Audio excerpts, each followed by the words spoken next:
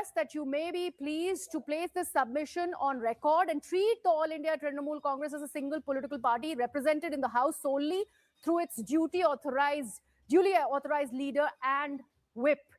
So this is what has been mentioned by Abhishek Banerjee. Our colleague Pallavi Ghosh is joining us on the broadcast. She's managed to exclusively access this letter that Abhishek Banerjee had posted to the speaker, Mr. Om Birla. That same letter has been physically now submitted by Kirti Azad and Sagarika Ghosh now, Pallavi, there at the speaker's residence. So more on this aspect that has been mentioned by Abhishek Banerjee, where he says that legally you cannot recognize the rebel faction as the Asli TMC. Yeah, we have to understand why the 10th June date is very important, because today is the 14th, and today the rebel MPs are expected to go and hand over that letter to a speaker, but the Trinamool Congress is trying to preempt that by saying that Abhishek Banerjee has already emailed a letter on 10th of June to the speaker, and today handed over a physical copy of it as far as the speaker's residence is concerned. So the first giving advantage is something which the Trinamool Congress is now going to be playing on. That we highlighted the fact first, and that also that we should be given a right and a chance to present our point of argument, apart from citing the previous judgments in courts and also number of sections. What they're also trying to say is very, very clearly is that you cannot go by the demands which are the claims which are being made by the rebel MPs. It's the political party which decides what recognition needs to be given. The same argument, Priya, which has been given by them as far as the West Bengal Assembly is concerned. So here, that is what they're trying to do. It's not a coincidence. It's not that they were unaware of the fact that they did not get an appointment with the speaker yet, but they're trying to preempt that because they're aware of the fact that rebel MPs are holding a meeting in Bhupendra Yadav's residence, and after that they're expected to go to a speaker's residence to hand over a list of the names that they have. So there's a firefighting which is happening from both the sides. The fledgling main Trinamool Congress is still trying to make itself heard and known that we still have the claim, because I'm the leader of a political party. I decide, my party will decide, not just any group which has broken away from it and just on the grounds that they have so many signatures. Right. Thank you so much for that, Pallavi. Pallavi there accessing that letter that Abhishek Banerjee sent to the Lok Sabha speaker. It stated 10th of June, and they are wanting the speaker's attention as they physically present this copy without any appointment. And this has been presented by Kirti Azad and Sagarika Ghosh, the loyalists of Mamata Banerjee. Let's see what happens after this, because the rebel faction is very soon going to be meeting with the Lok Sabha speaker now. We go into a very short break with that.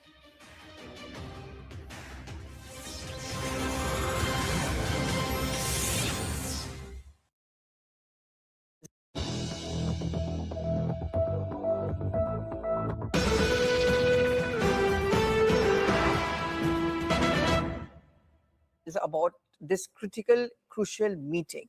I know there are very strong and brave words coming in from many of the Uddhav Thackeray MPs, but do you get a sense that there's something which is not right happening?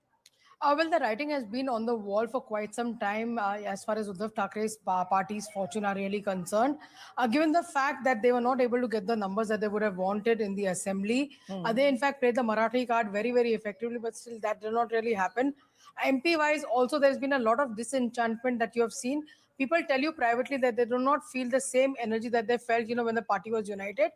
And they feel that Mr. Thackeray's priorities are completely misplaced as well. So one should not really be very, very surprised if this really happens. In the past also, Pallavi, when people go to the party platform and raise issues, they are told that you either come out and tell me that you're with me or not, do not lay any conditions. In the previous meeting with Mr. Thackeray held a couple of months ago with the MPs and MLAs, when the MLAs told them that they were finding it very difficult to run the structure on ground given the fact that funds were drying out, Mr. Thackeray told them very clearly that you either tell me you're with me or you're not with me as well. So those kind of comments have come in from them, which has actually made a lot of people very, very unhappy as well. What is the best option available to them? The best option, no doubt whatsoever, is their cousin brother, which is of course Eknath Shinde, who was part of the original Shiv Sena. So that seems to be the link which is happening. And plus we know that there is a lot which is happening. As far as MPs is concerned, we've seen what's happened to TMC. Yes. And I won't really be surprised if the similar thing happens to the Uddhav Thackeray MPs. Yeah, and Ananya, at one point of time, everyone said this, how can the TMC break? But it did. Because at the end of the day, it's all about political survival.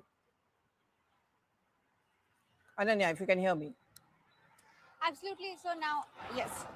Absolutely. So now, as you rightly mentioned, it's all about political survival. And although, Sanjay Raut, when he entered this meeting, which has already been started right at the Matoshri, he said that, this is just a regular routine meeting. And he raised questions that can the party Supremo Uddhav Thackeray, cannot he just convene a normal routine meeting of all the MPs? But the reports and the other sources seem to be stating otherwise, because only 5 MPs have so far made it to the meeting. 3 are here in person and 2 have, joined the meeting online. Now, 2 MPs, Sanjay Jadhav and Bhausaheb Vakchure, one of them is not reachable and one of them is absent from the meeting without providing any reason. So, this does not, go in line with the fact what Sanjay Raut is stating, that this is just a routine meeting, because things don't seem to be all right within the party. And, one MP, Omraji Nimbalkar, has stated that his son is in a hospital, so he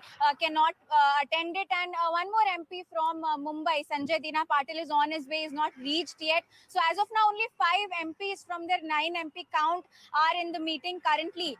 And what Sanjay Raut said, that it is a routine meeting, and even 2 years back there were rumors that there would be a defection.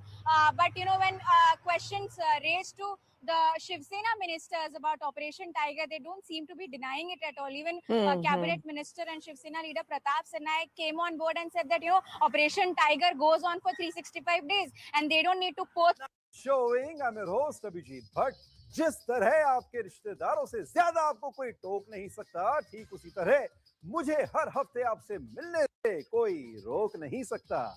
After 5 days of work and entertainment, it's time now for some entertainment. तभी तो दूर करने आपके boredom की पीड़ा आ चुका है आपका फेवरेट फिल्मी कीड़ा. So, without further delay, let's take a look at what's brewing on this week's edition of Now Showing. Kangana Ranaut delivers one of her most grounded performances in Bharat Bhagya Vidhata, a film that celebrates the unsung heroes of the 26/11 attacks at Mumbai's Kama Hospital. With powerful performances from Nasiruddin Shah and Diljit Dosanjh at its heart, Imtiaz Ali's Main Wapas Aunga is an emotional tale of love, separation and longing. A freewheeling chat with Madhuri Dixit, Ravi Kishan and Maa Behan director Suresh Triveni about the challenges of making female-centric films, age-appropriate romance and the highs and lows of their careers. And Tushar Kapoor talks about completing 25 years as an actor, navigating star kid criticism and why he feels his father Jitendra deserves a national award. All right, now let's start the show with this week's hottest releases and recommendations. You know what's cool? Ice. You know what's cooler? Some good advice, which is exactly what our entertainment and lifestyle editor Tavishi Paitandi is here for, to guide you to your weekly dose of dhamakedar entertainment. Over to you, Tavishi. Thanks, Abhijit. Hey, everyone. Most 26/11 films follow the men with guns. Bharat Bhagya Vidhata follows the people with stethoscopes. By shifting the focus to Kama Hospital's nurses, doctors, and healthcare workers. It tells a side of that night we rarely see on screen. And that perspective is immediately its biggest strength. The film smartly begins after the attacks, with Geeta Madhav being asked to identify the terrorist captured alive. Procedure and protocol follow karao. Terrorist attack ka kya procedure protocol hota hai? From there, we slip into a flashback that spends a day inside Kama Hospital before the chaos begins. And that slow build-up really works. We get to know these people as people first. लड़का देखने आने वाला था ना? लड़का? हाँ? रणुआ था 55 साल का. They joke, gossip, deal with difficult bosses, difficult families, and even more difficult relatives. जब घर वालों को respect नहीं, तो बाहर वालों से क्या अपेक्षा? One nurse gets grief at home for not being the perfect homemaker. Another recites Ghalib with a delightful Marathi flavor. And everyone shares the kind of camaraderie that only comes from surviving long hospital shifts together. Bleeding चालू हो गया, labour ward में लेके जाना पड़ेगा। बाहर terrorist है। At the center is Kangana Ranaut as Geeta Madhav, and she delivers one of her most grounded performances. Geeta isn't written as a superhero. She's a nurse who misses family functions because someone didn't show up for a shift, checks in on patients before she checks herself, and dreams of winning the Florence Nightingale Award. Kangana keeps the performance simple, warm, and believable, which makes Geeta's courage land even harder. Then, November 26 arrives. The hospital corridors that felt comforting suddenly become terrifying. As news of the attack spread and the terrorists move closer to Kama Hospital, the film shifts gears into a tense survival thriller. The second half is packed with genuinely nerve-wracking moments, especially as the staff scramble to protect patients while danger inches closer floor by floor. What I really appreciated is that the film never turns these nurses into action heroes. Their weapon is presence of mind. Their superpower is refusing to abandon the people in their care. The supporting cast is excellent across board. And the hospital feels like a real lived-in space rather than a movie set. The cinematography deserves a mention too. The dark sequences are actually visible, which feel like a miracle in modern cinema. If there is a complaint, it's that some of the other nurses deserved a little more screen time and maybe a backstory. The film makes us like them, but it could have made us know them a little better. But that's a very small issue in an otherwise sincere and moving film. हम लोग important नहीं है, मगर हम जो करते हैं वो इम्पोर्टेंट है। Bharat Bhagya Vidhata isn't interested in chest-thumping patriotism. इस सभा की उपस्थिति में अपने कर्तव्यों को करने की शपथ लेती हूँ। Instead, it quietly reminds us that some of the bravest people in a crisis are the ones who simply refuse to stop doing their job. And by the end, you'll probably walk out with something many films fail to give you: a little more respect for nurses. Terrorist attack का क्या procedure protocol होता है? Hospital का दरवाजा कभी बंद होता है क्या? ज्यादा देर शाला बोलती क्या तू? हम साथ रहेंगे, तो जिंदा रहेंगे। We've seen plenty of partition films over the years. Most show us the bloodshed, the politics, the chaos. Main Wapas Aunga asks a simpler and perhaps more painful question. What happened to the people who were separated before they even got a chance to say goodbye? Imtiaz Ali tells the story through Keenu and Jia. पता नहीं क्या मुझे, मैं आइंदा ऐसा कभी नहीं करूंगा. A Sikh boy and a Muslim girl who fall deeply in love just before partition redraws not just maps, but entire lives. मैं नहीं जाऊंगा. वादा है मेरा. One border later, and their dreams of a future together are gone. The film unfolds across two timelines. शादी कर सकते हैं. Queen Victoria. In the past, we follow young Keenu and Jia's romance. In the present, an aging Keenu, played beautifully by Nasiruddin Shah, is struggling with dementia, but holding on to one last wish: finding Jia. Helping him reconnect the dots is his grandson, Nirvair, played by Diljit Dosanjh. दादाजी death bed पे पता नहीं बार-बार उठ जाते हैं और कहते हैं मुझे सरगोदा जाना है. Now, I'll admit, the first half requires a little patience. It takes its time setting the table, introducing the characters, and jumping between timelines. There are moments when you may feel like the film is asking you to wait for the emotional fireworks. Thankfully, when they arrive in style. What really works here is the perspective. This isn't a film about partition itself. It's about the love stories, friendships, and futures that partition quietly stole.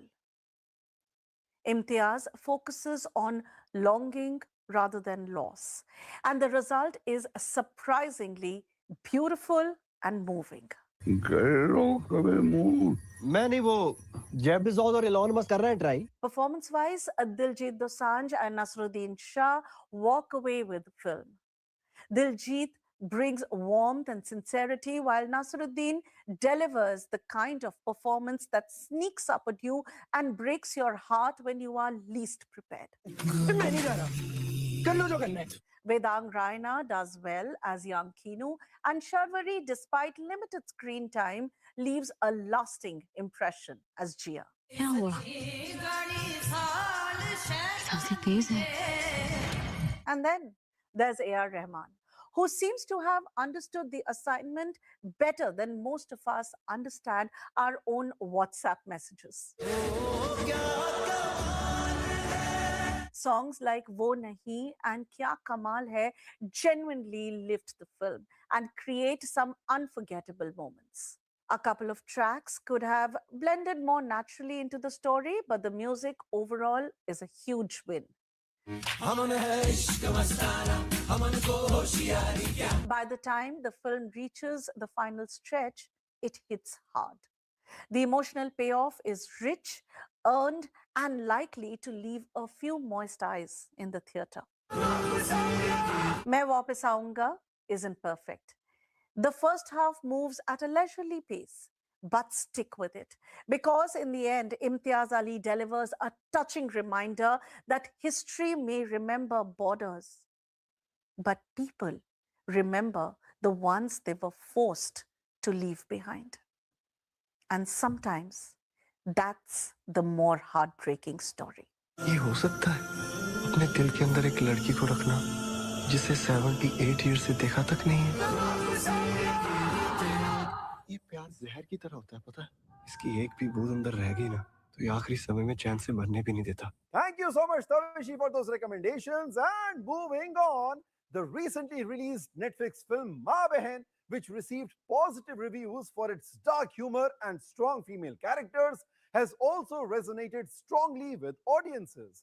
My colleague Titash Chaudhary sat down for a freewheeling chat with the lead cast of the film, actors Madhuri Dixit, Ravi Kishan, Dhana Durga, and director Suresh Triveni, and got them talking about making the film, fears of being typecast, and the struggle to get female-centric films made in the current scenario.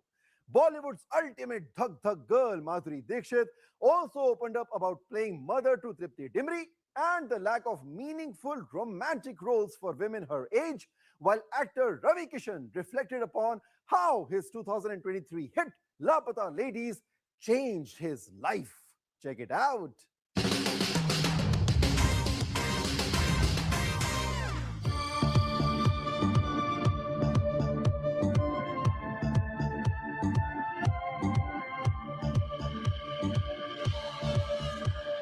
you know we talk ma'am so much about playing a mother on screen.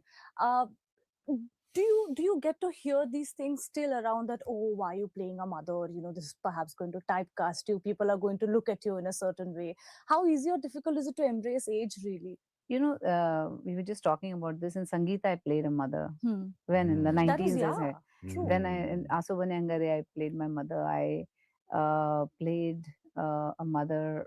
So, aisa kuch nahi hai, And in Fame Game, I played a mother. And before that also, Majama, I played a mother. It's a role, it's a story, it's the script, it's what you're trying to tell the audience. And it doesn't matter what role you're playing. It should be something that's challenging. Right. And it's something that, like I said, you are trying to give people more than just the story and more than just your character in the film. And when everything comes together, I think there's no taboo to playing a mother. What's wrong with that? I am a mother in real life, and I'm very proudly a mother in real life. Right. No, I'm just coming from this place. Perhaps your contemporaries, who sort of started out at the same time as you, somehow they are still sort of romancing younger heroines. I'm just saying that romantic leads, are they as many roles like that as let's say something like a Ma Behan for women actors? For women, of course, there are a lot of romantic leads that are happening. If you're talking about romance, the romance will be different at this stage. It'll be a more like a more mature love story. It cannot be like singing songs, running around trees, that kind. And I think with every stage in your life, it's a different stage, right? It's a different way you look at life. And also depends on what kind of films you want to do, what kind of films are being offered to you. If something is offered to me which is like frivolous and which is amazing and very entertaining, I'll do it, because it is that way. But this film particularly is amazing to me because I get to play someone who's unhinged, kind of totally mad. She is a rule breaker, and she has two kids, two daughters who are also rule breakers in their own way, and it's a dysfunctional family. And this can't happen in the family. And then how they, kind of whether they come together or they kind of break apart is something that you have to see. And I think it's a very, very interesting. It is. It looks very interesting. It's very fresh. Dharna, आजकल इतनी बातें होती रहती है ना कि casting, when it comes to casting, कि लोगों का social media account के followers देख के वगैरह वगैरह होता है, that's a different story. But I think if you have already established yourself, let's say as a content creator, as an influencer, उसके बाद आप acting कर रहे हो, do you think the scrutiny becomes even more? इस पूरे process के लिए मैंने ऑडिशन दिया, सब कुछ किया, और मैंने वो सारी चीजें की जो मुझे ऑनेस्टली करनी चाहिए थी ये कैरेक्टर लेने के लिए. तो इट वाज नेवर, कभी मुझे ऐसा नहीं बोला गया कि आपका ये प्रोफाइल है, आप आ जाओ सीधा सेट पे, ये स्टोरी है. मुझे सिर्फ बताया गया कि ये आपका कैरेक्टर है, ये आपका सीन है, आप इस पर ऑडिशन बना के भेजिए एंड वील सी ये वर्क करता है कि नहीं. तो मैंने दिल्ली में ऑडिशन दिया और वहाँ पे थोड़ा जो भी 19-20 हुआ, फिर मैं बॉम्बे आई, मैंने वहाँ पे ऑडिशन दिया. तो मुझे, और पूरा दिन हमने बॉम्बे में स्पेंड किया सर के ऑफिस में, जहाँ पे वो मुझे बताते गए कैसे कैसे उनको क्या चाहिए और मैं कर पा रही हूँ कि नहीं. अगर ये सीन है और दूसरे इमोशन में अगर मुझे करना है तो कितना वेरिएशन मैं कर सकती हूँ. तो मैंने प्रॉपर वो टेस्ट दिया है, मैंने एग्जाम पास किया है गाइस. ऐसे मत बोलो. Sir, so much has changed for you, I think, especially after लापता लेडीज. आपके साथ मैं लास्ट जब बात कर रही थी, आपने किरण राव मैम को काफी श्रेय दिया था कि she recognized me and my life changed after that. Can you tell me the biggest change that has happened in terms of how the industry perceives you today from then till now? See, earlier they used to not offer me a character or role which I used to think कि मैं इसको कर सकता था, this character, ये किरदार में कर सकता था. After लापता लेडीज 34 years के बाद लोगों को लगा कि oh God, I was doing film non-stop, superstar back home, Bihar UP for 20 years. एक सब कुछ था, बट एक वो ठप्पा था कि नहीं भोजपुरी है, रीजनल ये है. एक औरत की नजर से पुरुष कैसे दिखता है एक महिला की नजर से, वो किरण राव मैम ने जो मुझे देखा वो पूरे देश ने देखा. And then rest is the history. अब now people say Ravi can do it, Ravi we let's call him, he can play this character, he can play this character. A lot of cop role also was coming, which I was left, right and center refusing almost every alternate day अभी तक कि मुझे corp अभी नहीं करना है, because I've done it, वो हो गया मेरा. But thanks to him that इन्होंने मुझे इस किरदार गुप्ता जी में लाया, and गुप्ता जी बहुत इंटरेस्टिंगली इसमें आ गए, all thanks to him. और today industry is really, मुझे लगता है कि after so many years with a lot of best actor award and everything, finally started getting slowly my due, which is worked hard, waited patiently, craft पे काम करता था, अपने लोगों को ऑब्जर्व करके परफॉर्म करता था. तो finally happy days are here, all thanks to Mahadev. And होता है, बोलते हैं ना, देर तो बहुत सारे लोगों को मैं कहना चाहता हूँ, डोंट लूज होप, इंतजार करो।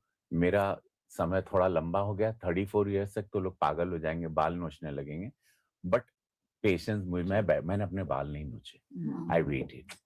सो guys just wait, hold on.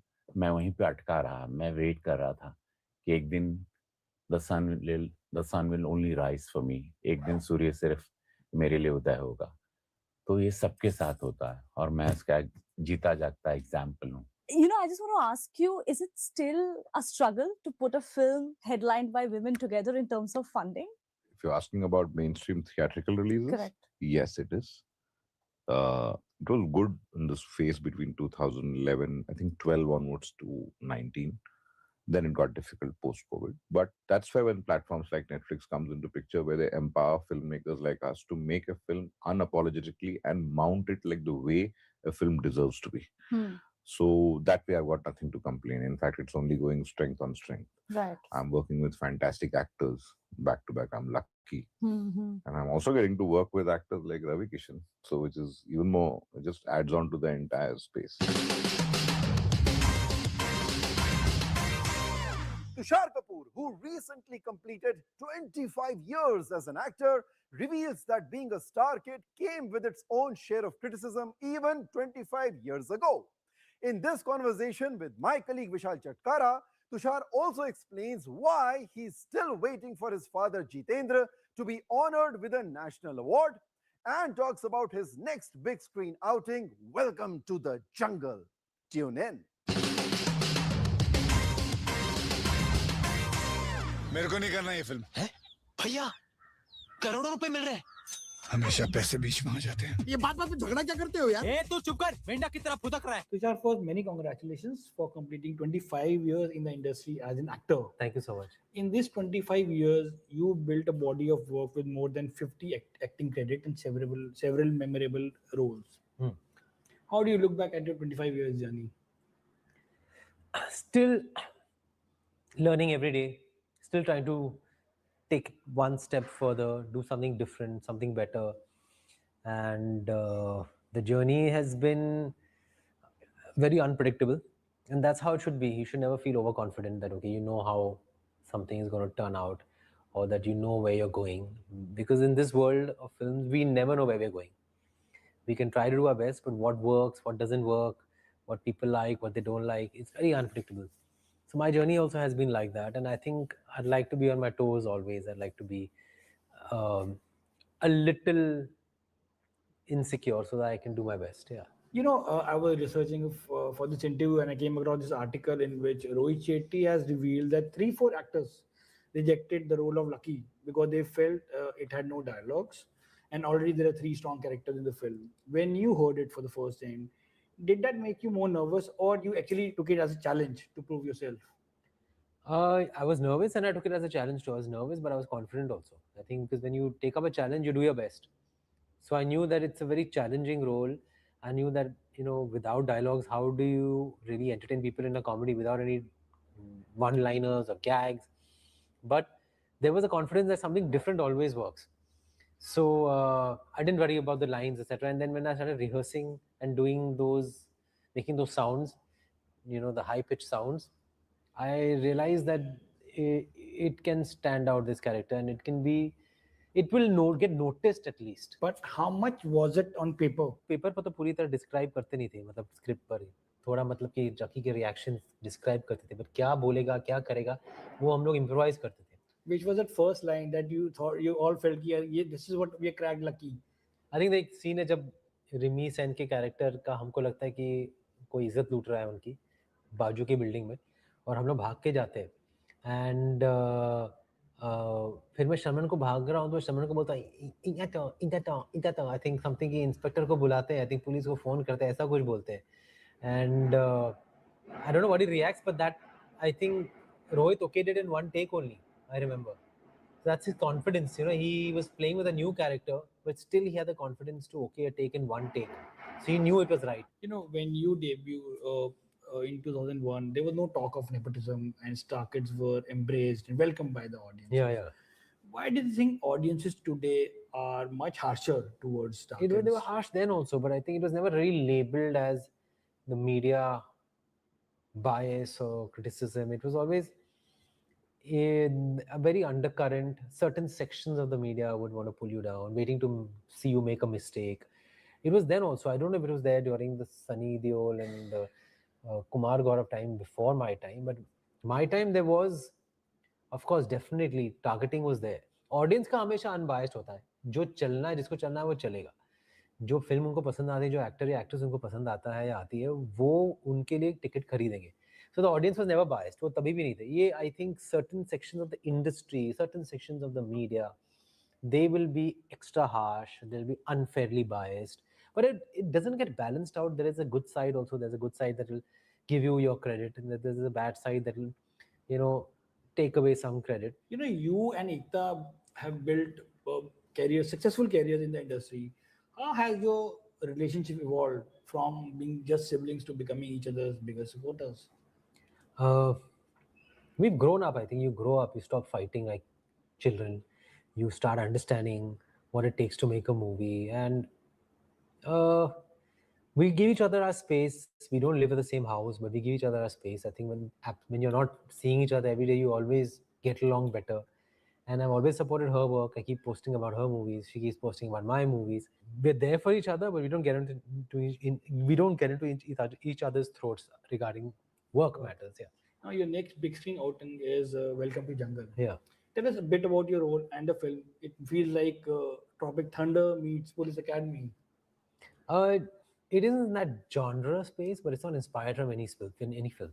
I'm playing an actor's agent. I have a few scenes that are my scenes also, and I'm happy that I got a chance to do some work which is very, very, that is solo work in such a big cast. This is a film which is a genre that is being attempted for the first time. So I want the audience to really lap it up and give us a reaction as to what they think about it. It's funny from the word go. It's totally up in that space of welcome, hera pheri. So I'm quite excited about it. You know, in an old interview, Rishi Kapoor had said that his friends Jitendra and Rakesh Roshan has never really got their credit in the industry. Do you feel their contribution in Hindi cinema is finally being appreciated by today's generation? कहते हैं कि बंद मुट्ठी में खुशबू को आप कैद नहीं कर सकते. वो कभी ना कभी निकल के आएगी. So Dad never was aggressively marketing himself. He was not somebody who wanted to be in the headlines at all times or on the covers of magazines, though he could have been. He used to avoid those kind of things. He was always a little reticent in that sense. So in that sense, maybe he didn't get his credit from the media, but eventually he's gotten the respect, all the Lifetime Achievement Awards. And the movies on video and on OTT now that they come, the old films that come on all the channels that show old movies, everyone has watched his films. And उनकी जो audiences हुआ करती थी वो आज भी याद करती हैं वो film. So you can't take away somebody's body of work just because you aren't celebrated as much in the media. He's done more than 200 films.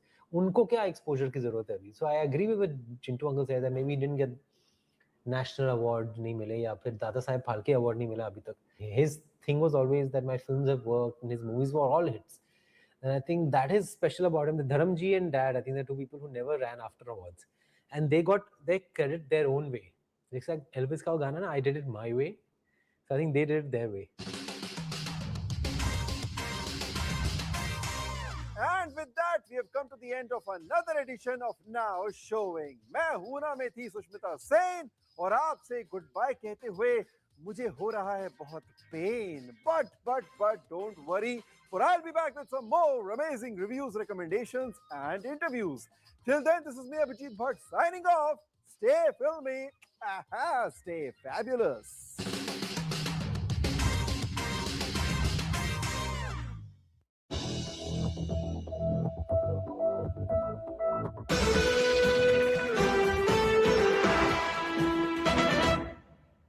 Is about this critical, crucial meeting.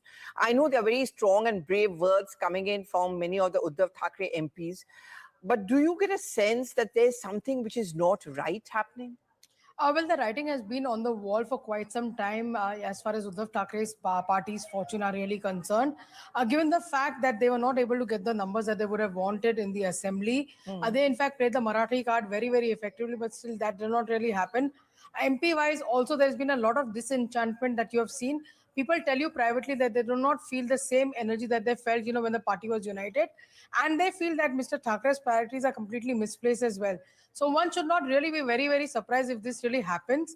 In the past also, Pallavi, when people go to the party platform and raise issues, they are told that you either come out and tell me that you're with me or not, do not lay any conditions.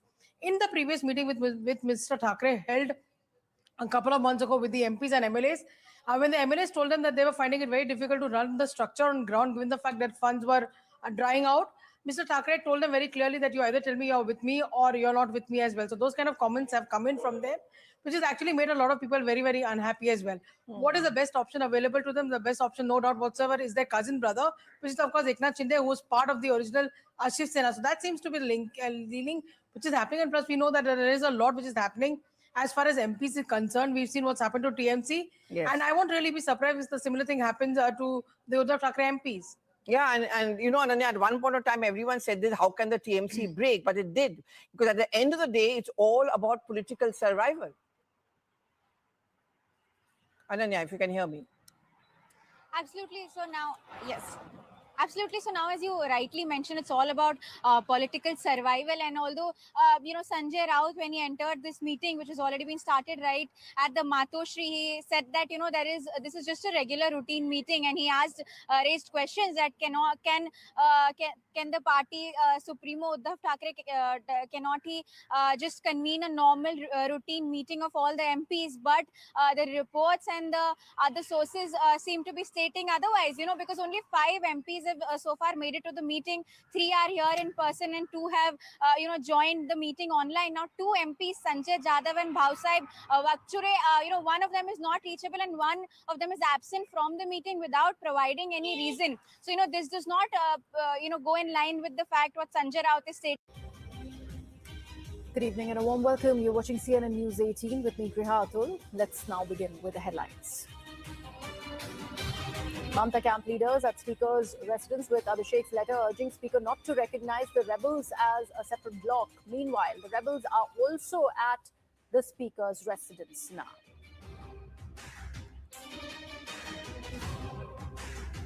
US President Donald Trump hinted at a deal between his country and Iran today. Trump also said that the Strait of Hormuz would immediately open to all once the agreement has been finalized.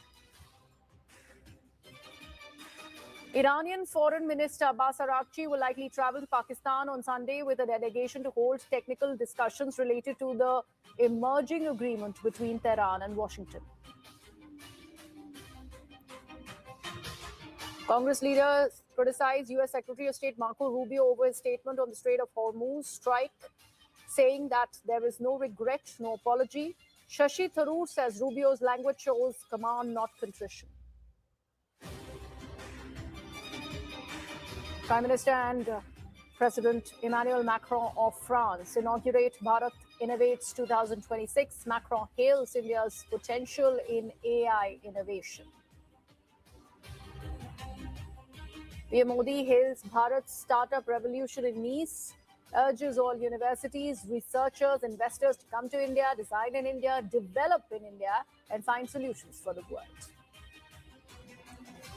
US President Donald Trump is scheduled to hold a high-stakes bilateral meeting with Prime Minister Modi at 6:15 in the evening this Wednesday in France on the G7 summit sidelines.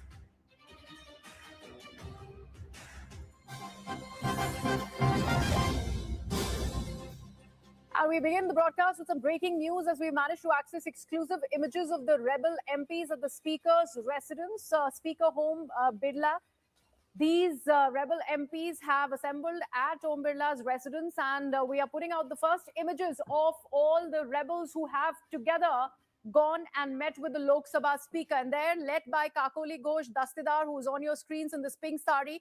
And there's also Shatabdi, Mala Roy, among others. And the key faces like Shaini Ghosh, Yusuf Pathan, all of those people assembled there at the Lok Sabha Speaker's residence along with Sudeep Bandyopadhyay. This came in as a shocker for Mamata Banerjee, but he too has jumped ship. He's joined the ranks with the rebels because there's one demand that Abhishek Banerjee cannot really be in the party along with Mamata Banerjee. They still are, in fact, siding with Mamata Banerjee as their leader, but minus Abhishek Banerjee.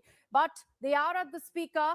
This says something. This is a united front. And there you have, we've marked all of the leaders of the rebel camp of the Trinamool Congress. There's Deepak Adhikari, there's Pata Bhaumik, Asit Kumar Mall. There's also Jagdish Basuna, Prasoon Banerjee, Kakoli Ghosh, of course, is there. Shatabdi Roy, Sharmila Sarkar, Mala Roy. There's also Bapi Haldar, Yusuf Pathan, like I mentioned. Then there is June, there's Shahini Ghosh, and Kalip Ada Soren. So all of these leaders, and there you see this entire pack is assembled there at the Lok Sabha Speaker's residence, and they are definitely putting up a united front. And there you have 1, 2, 3, 4, 5, 6, 7, 8, 9, 10, 11, 12, 13, 14. 14 leaders so far who are there at the Lok Sabha Speaker's residence so far. Oh, all right. I'm told that these images are from the BJP leader, the Union Minister Bhupendra Yadav's residence. Very shortly after the meeting, after this meeting, they went to the Lok Sabha Speaker's residence. But this was after the Mamata Banerjee loyalists, that is Kirti Azad and Sagarika Ghosh, they had already met with the Speaker to physically hand over the letter that was written by Abhishek Banerjee on the 10th of June to the Lok Sabha Speaker, saying that we are expecting that the rebels are going to be approaching you to be called the Asli Trinamool. We are going to tell you that this is legally not feasible, and that's something that we want to present before you. So that meeting happened first. It was unannounced. No appointment was sought for the meeting. And right after meeting here at the residence of Bhupendra Yadav, all of these 14 MPs, we are told, are now at Lok Sabha Speaker Om Birla's residence. So all of these details now slowly emerging. Let's take this across to our colleague Kamalika, who's with us on the broadcast. She's got us these images, exclusive images from Bhupendra Yadav's residence. And very shortly, Kamalika, all of these leaders from the rebel camp have now met at the Speaker's residence. Absolutely, and these are the pictures which says it all, that there were a lot of hue and cry that yes, they are not there, some of them were not there, and a lot of questions were raised. But here you have the evidence where it shows that all of them are together, be it Yusuf Pathan, be it Partha Bhaumik, be it Dev Adhikari, they're together, and they are going to, they are right now in the Speaker's residence, and there might be some big news from there. That's what we are getting from our sources, that they are going to present something which is definitely going to be, obviously they are not going to be with Mamata Banerjee's this Trinamool Congress and Mamata Banerjee's Mamata side Trinamool Congress and all. But the fact is something big is expected. That's what we are getting it from our sources. And here the photo evidence is there that all the MPs, they are together, the rebel MPs. Right, Kamalika, thank you so much for that. And exclusive images that have been accessed and sourced by our colleague Kamalika. We're putting out those leaders, 16, I believe, together, who have joined the rebel faction. They've met with Bhupendra Yadav and now meeting with the Lok Sabha Speaker. Now, we're getting some more breaking news. Sources are also suggesting that the rebel Trinamool Congress MPs will merge with another party and join the NDA. So far, the conjecture was that they are going to be making a move, that they are the Asli TMC, but now that conjecture has been laid to rest because the sources are indicative of the fact that the rebel MPs of the Trinamool Congress are going to be merging with another political outfit and then join the NDA, the National Democratic Alliance. My colleague Payal Mehta with that information. Payal, an exclusive piece of information that you've got for our viewers. So far, the conjecture was rife that the rebel camp under Kakoli Dastidar is going to take claims that they are the Asli Trinamool, taking into cue the Maharashtra example. But you're saying that they are merging with another political party, and that's not the BJP. Yes, they are not going to be merging with the BJP. That's for a matter of fact. They're going to be merging with another political outfit. That outfit has presence both in Assam, Tripura, as well as Bengal. It's called the Nationalist Citizen Party. That's the party that the BJP has in fact picked for the TMC. They do not want any ugly scenes right now. They do not want anything going the legal way right now. So therefore, this is going to be one clean way to, in fact, get rid of the TMC baggage. At the same time, give them a new identity, give them a new form. And also, to the people of Bengal, they will be happy that the TMC leadership has not joined the BJP, has not. In fact, the BJP leadership will also be very happy because many of the party workers would not want these people to join their party. So there's a separate party which is going to be where these leaders will join in. and that particular outfit will become a part of the NDA. So big update coming to the fore. All the options that Abhishek Banerjee, Mamata Banerjee have been trying to find out for some time is going to bite a bit of a dust, because this new political outfit is where the rebel MPs, 20 of them are going to join Kakoli Ghosh Dastar. Also earlier in the day said that there are more people who are going to be joining the ranks. By Payal, exclusive details, and this is the Citizens Nationalist Citizens Party that's based in Tripura in Assam. It has its fangs in these states and also in Bengal. So they are looking at a new leash of life. They are not wanting to stay connected with the Trinamool Congress, because they do understand how this party has been set up by Mamata Banerjee. She has herself drawn that symbol also. And now we are learning through Payal Mehta that the rebel camp of the Trinamool Congress is going to be joining the Nationalist Citizen Party that's based in Bengal, Assam, and Tripura. They have their hold in these places, and they then are going to be aligning with the National Democratic Alliance, with the BJP-led NDA. So that's the latest piece of information. They want another separate identity, politically speaking, with a party that already is rooted in the kind of politics that they want to play in Bengal, in Tripura, in states like Assam. And that's why you see leaders like Shushmita Dev who've decided to jump ship and completely sever ties with Mamata Banerjee-led Trinamool Congress. We'll see what happens with this decision. But right now, meeting with the Lok Sabha Speaker that is currently on. We're now shifting our focus. Tensions between India and the United States of America are in focus ahead of the G7 summit that is supposed to be taking place in France, where Prime Minister Narendra Modi is set to meet with the US President Donald Trump. The meeting comes amid a fresh strain in ties after 3 Indian sailors were killed during a US naval operation in the Gulf of Oman. India strongly objected, with External Affairs Minister S. Jaishankar raising the issue with the US Secretary of State Marco Rubio. But Washington has shown no regret. Congress lashed out, saying that it is deeply insensitive, and also added that the language used by Marco Rubio, the Secretary of State, is of command and not concern. No word of leave aside condemnation, but nothing, no show of remorse, even for the bereaved family members. Now, as Prime Minister's meeting with Donald Trump is scheduled for Wednesday in the evening, the big question really is, will the sailor's death also come up in those talks?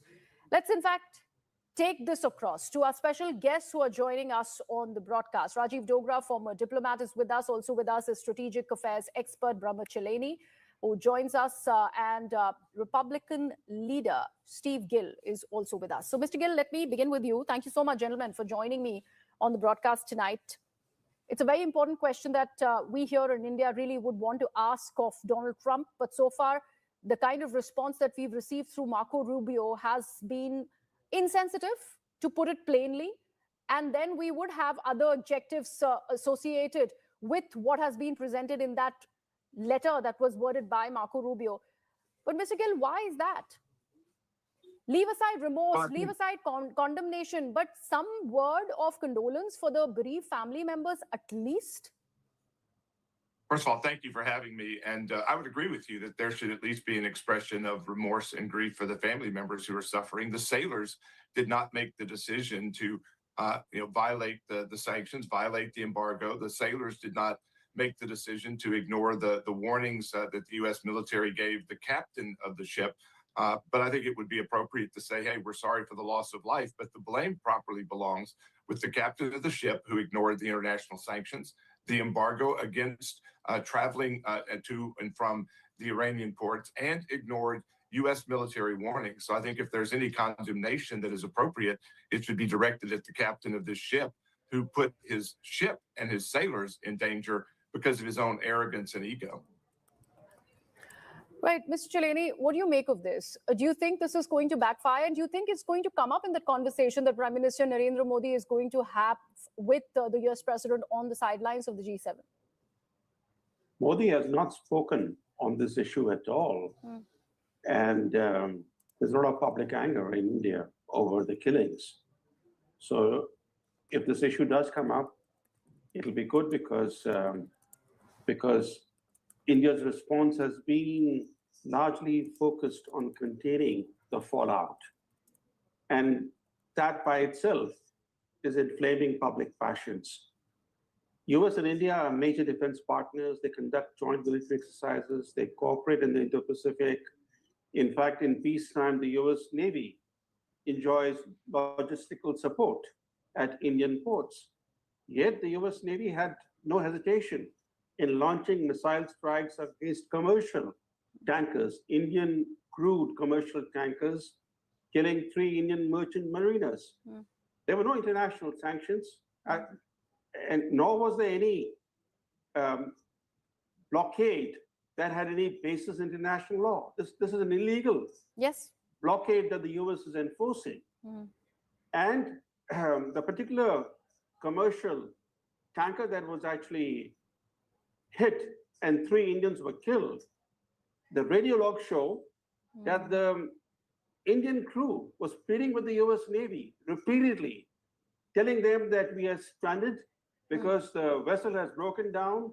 We are engaged in repairs at this moment, so do not hit us. And yet, the US Navy aircraft fired these missiles, and after firing the missiles and setting the ship on fire, the US Navy made no effort to rescue the sailors. It was left to the Omani authorities to launch rescue efforts. Now, in 1999, the US bombed the Chinese embassy in Belgrade. In 1999, China was no match to American power. It was still an emerging power.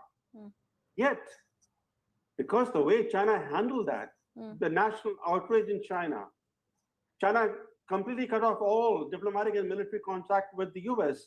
It ultimately forced the US to both apologize and pay $32.5 million in compensation and in property damage. President Bill Clinton himself issued several public and private apologies to de-escalate the crisis. Now compare that with the present killings of 3. 3 people were killed in the 1999 bombing of the Chinese embassy. At this time, the US, not far from apologizing, is justifying the killings. It has not even expressed condolences over the deaths of Ambassador Indian Dogra, why go back to what happened in 1999? What happened in the Indian Ocean region with the Iranian warship being torpedoed? That's one thing. In an act of war, it was not even in the theater. It was returning from Visakhapatnam after that naval exercise is when the US did choose to do that. And they chose not to look for survivors. That's a war crime. India and Sri Lanka was left to fend for those people, get them back on shore, whatever was left of it. And sadly, nothing. Similarly, here Oman was left to fend for the people, get them extracted out, people who were still alive, and also recover the bodies from the sea. Why is US acting with this amount of impunity? It's not at war with India, not at war with Oman, certainly, not at war with Sri Lanka, but these acts continue to happen. Well, unfortunately, the American role in this entire episode is not what a civilized country would do. You do not leave sailors whom you hit to fend for themselves. There were about 20 sailors who were struggling to survive in the sea after the ship was hit. 3 of them died. One of them, his body is still decomposing on the ship. Isn't it just the basic courtesy, human decency, to allow Indian Air Force or ships to go to that stricken ship, take out the body and bring it back to India? America is not doing that. It is not volunteering even to send its own ship to take out that body and hand it over to Indian authorities. The other thing is Rubio's, Secretary of State Rubio's conduct. It's nothing sort of being rude and insensitive to what is a relationship which Americans have. And he's just got back from the country, sir. He's just visited India. Where he said that in relationship with India is strategic, that with Pakistan is tactical. Now, the roles seem to have been reversed. He's deliberately pointing fingers at the fact that India violated, or these ships violated sanctions. Whose sanctions? There's no international sanction on the issue. It's America's unilateral sanction, which it wants the entire world to obey. Now, let me go back a little bit in time to Devyani Khobragade, one of Indian diplomats who was posted at New York and had the unfortunate experience of being behaved very, very rudely, very, very intrusively by the New York police. In fact, I raised that issue on TV channels, and I'm glad the entire lot, all of you TV channels cooperated with me. And then it became a national issue in India. The government of India was quick to respond, and it took out a series of measures against America, including refusing to meet the American delegation which was there in India, downgrading security at the US Embassy here, and a number of other measures. Similarly, when Italian soldiers killed 2 of our fishermen, once again, I was the first to raise it up. And once again, the entire nation stood one that we must not let Indian dignity be hurt in the way that Italians had done it. In fact, Italian soldiers were taken to prison. Then they were put under arrest for many months in the Italian embassy here. So unless we stand up to America and say enough is enough, you have to respect our sovereignty. America will keep on pressing us down. And this case, I'm not sure whether we've heard the entire account, because there could be more than 3 ships involved. Yes. There could be more Indian sailors who have been hurt or are missing.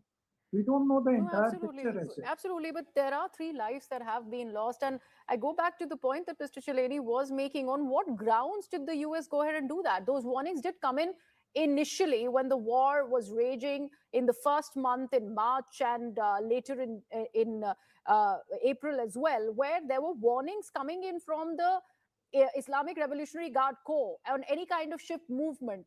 But there was also a dealing. They did not openly and rampantly shoot at ships, particularly with people on board. And that's something which was a discretion that was exercised by Iran, certainly not by US, and that must be addressed. On what legal grounds have they done it? Because they don't control those waters. Iran controls its territorial waters. Oman controls its territorial waters. Under UNCLOS, it is letting ships pass, even if it's charging a fee that's contested because they are in a war.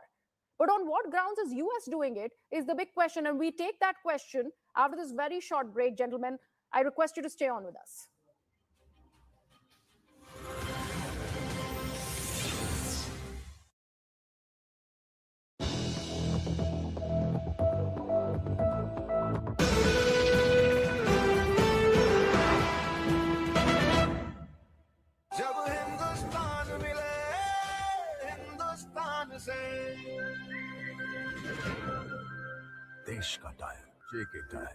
Is about this critical, crucial meeting.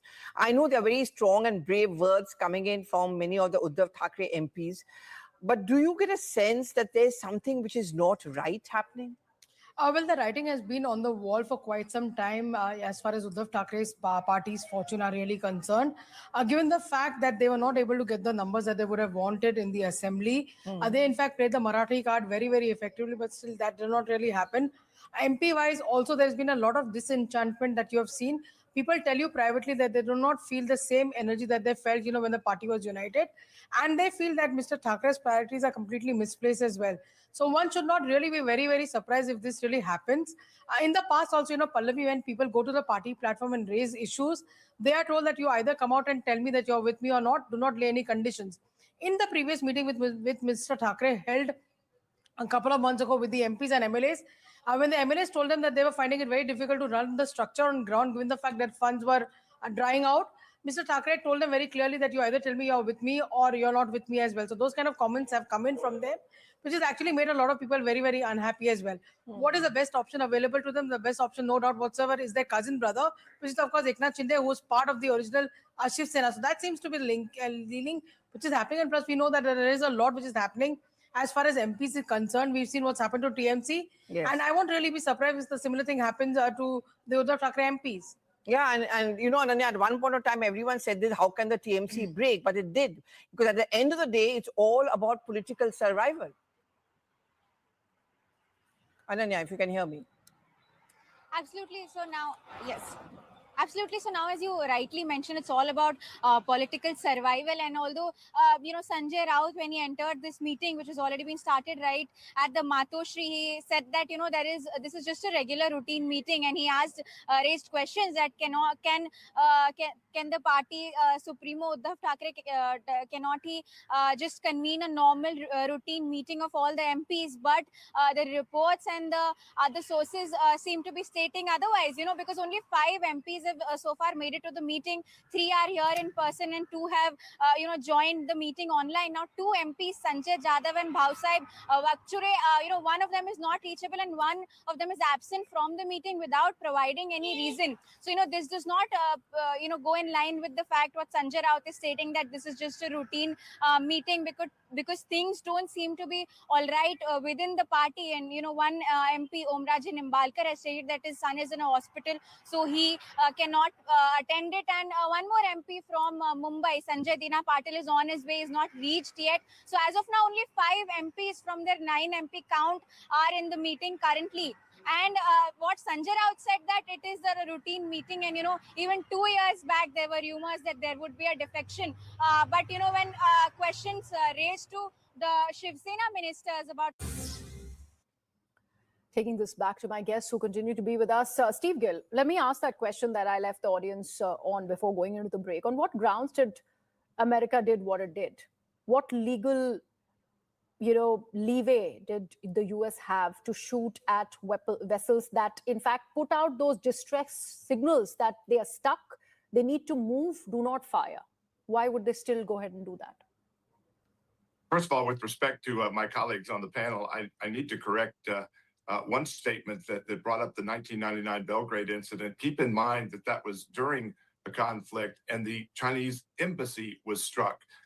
This was not a floating embassy floating through the Gulf. This was a commercial tanker attempting to ignore international sanctions and a military embargo of the Iranian ports during a time of conflict. It was not an embassy afloat. And second, I think you brought up the Iranian vessel that was torpedoed. I'd have to go back and look at the exact details, but I think it was torpedoed by a submarine. And surely you're not arguing that the submarine should have surfaced to deal with the enemy combatants at that time. That would No, I did not say that. I said that there was a torpedoing that happened on part of the US military. Of course, there was a submarine involved, Irish Stena, Right. which was the Iranian warship that was torpedoed. Why would you not come back and look for survivors? Any which way, you have your fleet there in the theater, but you chose not to do that. Sri Lanka was the left submarine- to fend for the aftermath of that torpedo. The submarine surely could not, arise and start looking for I survivors. also But as said to that your there question- are other vessels in the theater. You had vessels which were parked in the Gulf of Oman. You have vessels parked in the Mediterranean. Why could none of those vessels come down, look for survivors? That's the least someone can do. And not to mention, it's a war crime not to look for survivors. Yes. I think there is certainly a timing issue of moving those vessels that were not necessarily literally within an eye shot of where this happened. But I'm going to have to that's just, if you, I'm going to have to leave in it fact- to your military No, expertise. that's ma'am, 'cause if you, in clearly fact, have much more choose to. military expertise than I do. And so we're not, we're not saying that, sir. We really want to understand why is America not answerable? And that's why we have you here to, in fact, talk on behalf of your government. But Brahmacharya, do you think Prime Minister Narendra Modi should be meeting the US president with that customary hug when he meets him in France? Especially Absolutely, after because what I has think happened. Well, it's a good question, Greha, because given the public mood in Including India, trade relations, as was just mentioned. You just had Marco Rubio in India paying particular attention to the relationship to make sure that whether it's in trade, whether it's in tariffs, whether it's in military alliance, that the relationship remains strong. And I think that this is being blown out of proportion by those who Is want it to though? create Is it though? Is the big question. Brahmacharya, I'll give you the last word. Yes, Mr. Chaleni.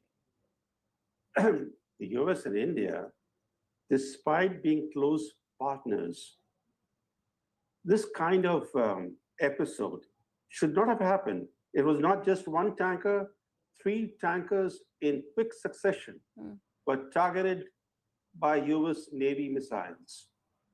And these were not transporting sanctioned Iranian oil.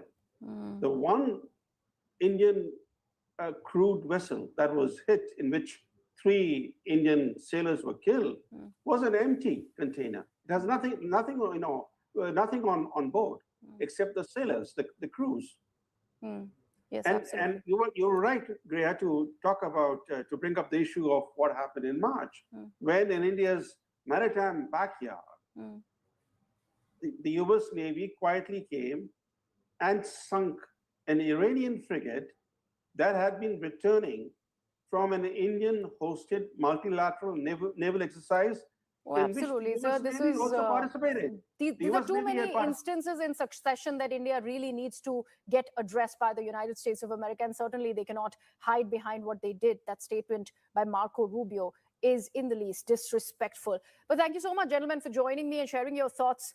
One must understand what happened in 1970 when Germany ended up sinking a civilian vessel of the United States of America. That was America entering World War I. Should India do the same? Should those parallels not be drawn today in 2026? Because there were civilians who are being killed. And that's the big question that I'm leaving you with. Thank you so much for watching.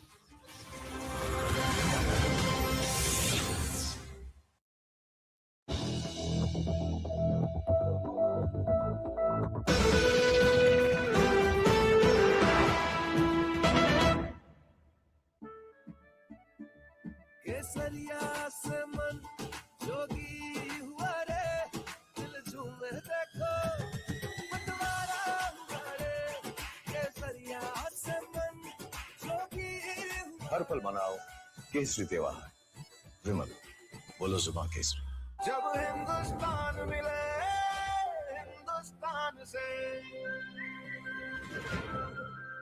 देश का tyre JK tyre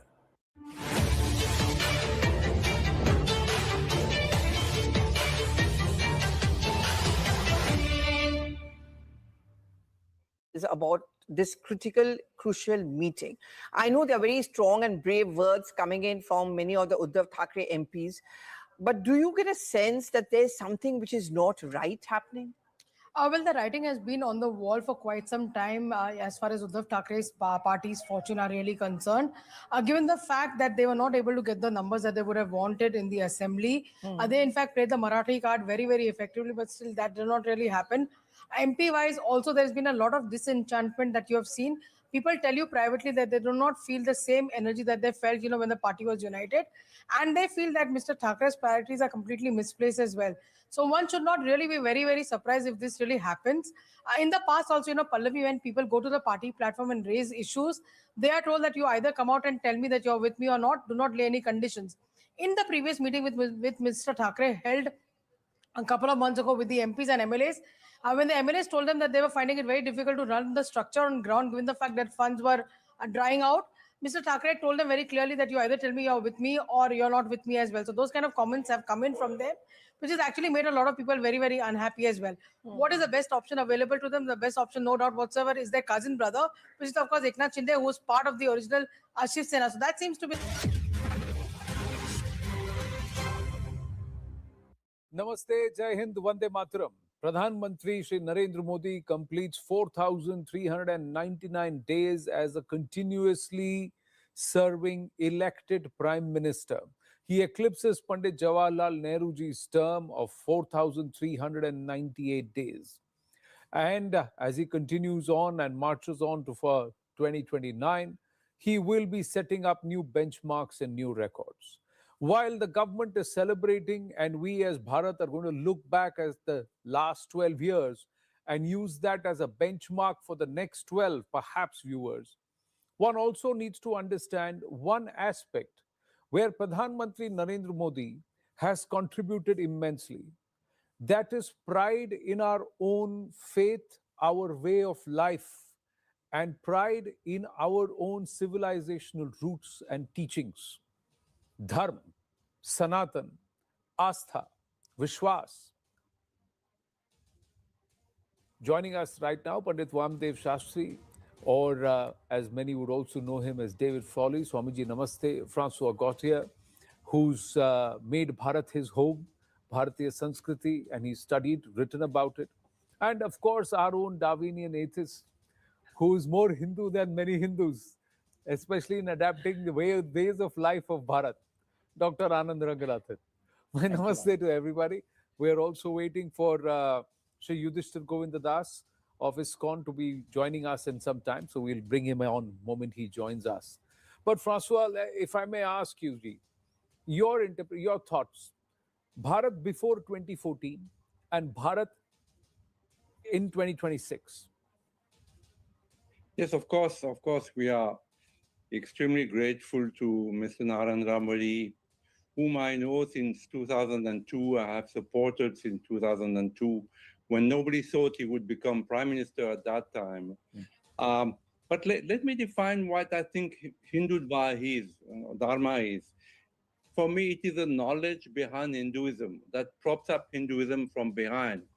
You know, the Hatha Yoga, Pranayama, meditation, the knowledge of who I am, what happens when I die, what is karma, what is dharma, what is an avatar, how God manifests, he or she at different times using different names. So for me, this is the true Hindutva.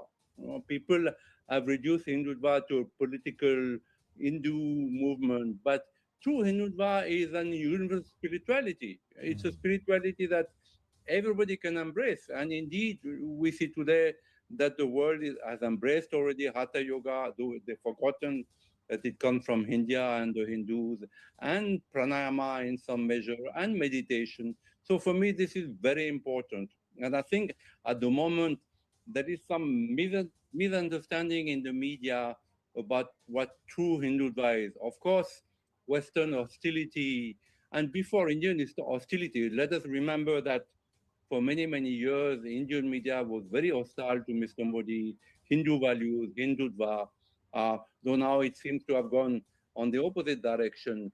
But the Western hostility to Hindus, Indian values in my country, we have Indologists sponsored by the French government like Christophe Jaffrelot, who have made their life task to, demonize Hindus and Mr. Modi and the BJP and Hindutva. And I'm very sad about it because I have been fighting a lot against these people, not with the great success, I must say. But for me, Hindutva is the spiritual knowledge that props up Hinduism from behind. And I think it's very important that we start from that base, from this particular thesis. The idea of this having this conversation is not whether Hindutva is a problem, an issue or not. It is to understand how important it is for Bharat to know its Hindu roots. Now, Hindu roots itself emerge, Swamiji, if I may ask you to you share your thoughts, from the values or the knowledge. Now, it can be spiritual, it can be scientific, it can be there is ancient metallurgy, there is ancient alchemy, there is ancient Ayurveda, that is medicine. So there are multiple streams, and it's all when we talk about Vedas, it's knowledge. Pandit Vamdev Shastri, what the Prime Minister has been able to do, would you agree, disagree, is urge this generation and perhaps the next to go back to our roots, to try and understand who we actually are and the Hindu-ness within us, or Hindutva, the Twa factor within us. Certainly. In fact, it is amazing to see a political leader today be able to, you might say, awaken and resurrect one of the greatest civilizations in world history, along with developing the country at economic levels and also bringing the influence of Bharat globally, connecting with leaders all over the world, totally turning over what happened when the Nehru dynasty took over after the independence. And this a whole awakening of Bharat. It's almost miraculous, you might say. It has the support or the awakening to great rishis of ancient times, tremendous wealth of information and beyond information, direct spiritual knowledge of the higher consciousness pervading the entire universe, the goals of all humanity to look beyond physical reality to our inner being, to not just simply measure the outer world, but to become one with the living universe itself, which is one being, oneself. And in that respect, Modi and India are looking to a science of the future. They're looking to a new humanity, and they're creating a situation where a lot of these illusions and distortions can be thrown out. And you have to remember that from colonial rule to Nehruvian world, Hindus were thought to be, were encouraged or told to be apologetic, ashamed. They were looked upon as backward, as superstitious. So this is a revolution in conscious nationally and also internationally that has a great potential for the future. One landslide elections where throughout the world, the leaders can't even stay in power or even make a complex government. You see that in Europe, and you see in the rest of the world, there, used to talk about clash of civilizations. We have civilizations self-destructing from Europe to the United States, but India as Bharat awakening as a global civilization for all humanity connected to nature, ecology, but also still embracing a greater developed nationally, economically, and making Hindus, Bharatiyas feel confident and proud and willing to have a new motivation and energy to go forward. And nothing is going to stop this movement. India is the Vishwa Guru. It has the Vishwa Shakti, we might say. It simply has to be brought out more, and that will be done. Modi also and BJP have very good leaders from throughout the country. We have very good meetings ourselves with Yogi Adityanath and so many. So let us have some confidence and expansion and inspire people, not just simply make excuses or be afraid. The new realm. There is one part, Swamiji, you put it out beautifully, but there's one aspect of governance, what you need to know to understand the real problems of the people to address that. That's one part. The other thing is the pursuit of knowledge, the ambition, the aspiration to chase that knowledge and to try and continue to evolve. That is Bharat. The word Bharat or the meaning of Bharat is on a rath towards Bha, that is sun. And sun is supposed to be the epitome, epitomizes knowledge. That's the source of sustenance and existence, etc. So how do you do that with the Vedas? Or Veda itself means knowledge. So it has always been about the pursuit of knowledge.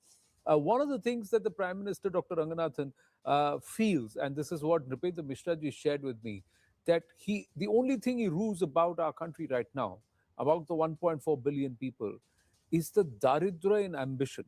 That means that impoverishment in ambition. He just feels that Bharat is not ambitious enough. And do you believe that chasing knowledge, knowing ourselves, and having that system reset within us is going to perhaps fuel that ambition? Dr. Ranganathan. Yudhishthir Govindadas ji also joins us. Namaste. Thank you for your time, sir. Namaste. Thank you. Yes. Good evening, Anand, and good evening to my fellow panelists. It is an honor to be sharing the same space as the exalted luminary. So it really is. Thank you so much for having me as part of this debate. We love you, man. We love you. We love you. That's very, very kind, François-ji. Thank you so much. Look, let me break the question down because it's a very important question.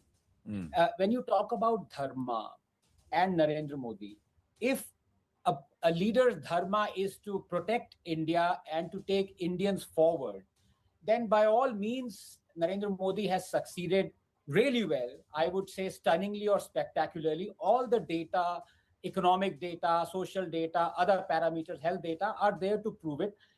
But if the dharma is specifically to what you have pigeonholed or squared the discussion in, which is what I want to talk about, which is incidentally was in 1925 the vision that started the RSS. That was Hinduism will protect Hindustan. In other words, Hindustan can be saved only if Hinduism is to be saved.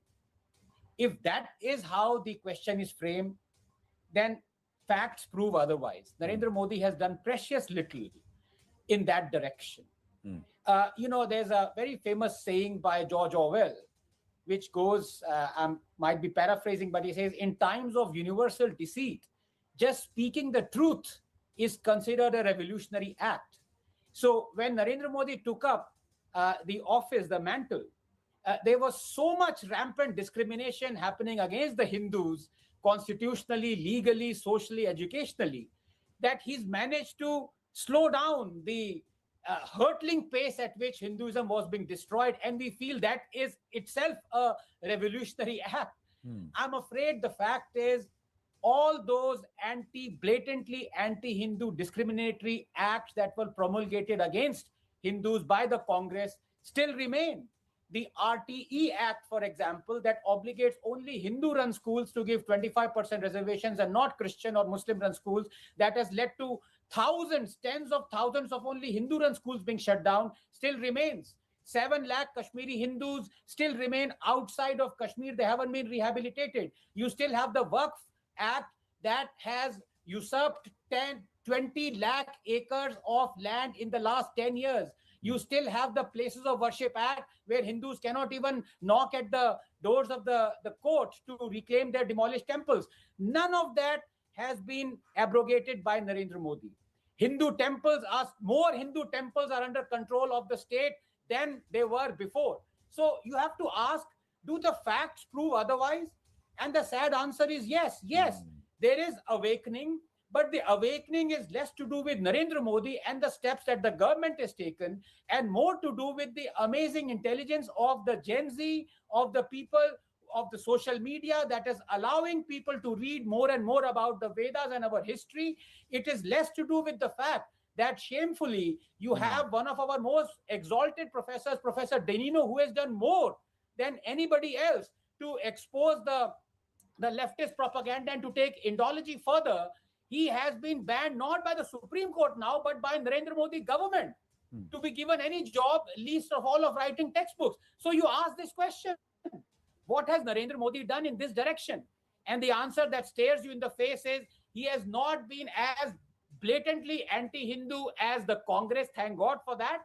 That was about to bring in a bill that would have made the infamous communal violence bill, that in terms of any communal violence, only the majority, i.e. Hindus, have been proven guilty. He's not done any of that, but he has slowed down the hurtling of Hindus towards their destruction. Thank you. Right. So you've put out, like I said, the Darwinian atheist that you are, who still believes in Hindutva or the Hindu way of life. You put that out. Yudhishthir Govindadasi, do you believe that PM Narendra Modi has been, in the last 12 years, at least been able to wake up an entire civilization that had been put to bed and perhaps was being sent across into a coma over 200 odd years? Hare Krishna Anandji, and thank you very much for having me here with all the other exalted panelists. To answer your question, I will first give you an example that I usually tell people, that when you have to, turn a boat, it's very easy. But when you have to turn a cargo ship, it takes time, because of the sheer capacity, its capabilities, and its weight. So similarly, India as a civilizational state is like a huge, gigantic, cargo vessel, which takes time. And unfortunately, for the last 200 odd years, from the time of British, then the successive education policies that we had, the successive social policies that we have not been something that have been favoring the rise, or I wouldn't say the rise, I would say the resurgence of the Hindu civilization and the Hindu way of life. And that is something that we are now seeing remarkably, people appreciating their roots, people appreciating their culture. Back in my school days, I had a Hindu friend of mine. He asked me, is your name Yudhishthir from Arabic text? He didn't even know where it came from. So we also need to take collective responsibility as a society. Are we, passing on this tradition, this knowledge, this value system to our family, our friends, and our society? But to just bring back to the same question that you asked about the Prime Minister's government, and we need to acknowledge certain things that have happened really well. Kashi Corridor, Ayodhya, all of us saw what was Ayodhya, before and what it is now.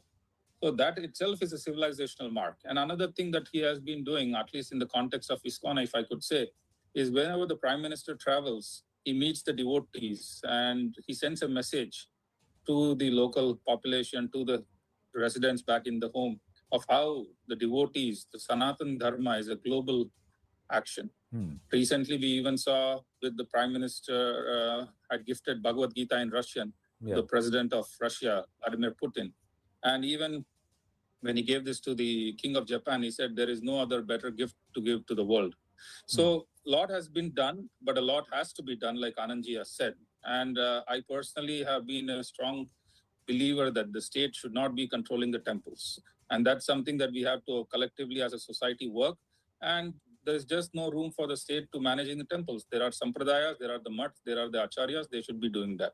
So like you pointed out, a lot has been done and a lot needs to be done. Francois Gautier, agree, disagree, that to turn a civilization around is not as easy. You can't do 10 things at the same time because they won't be able to adjust to it. It's not going to happen.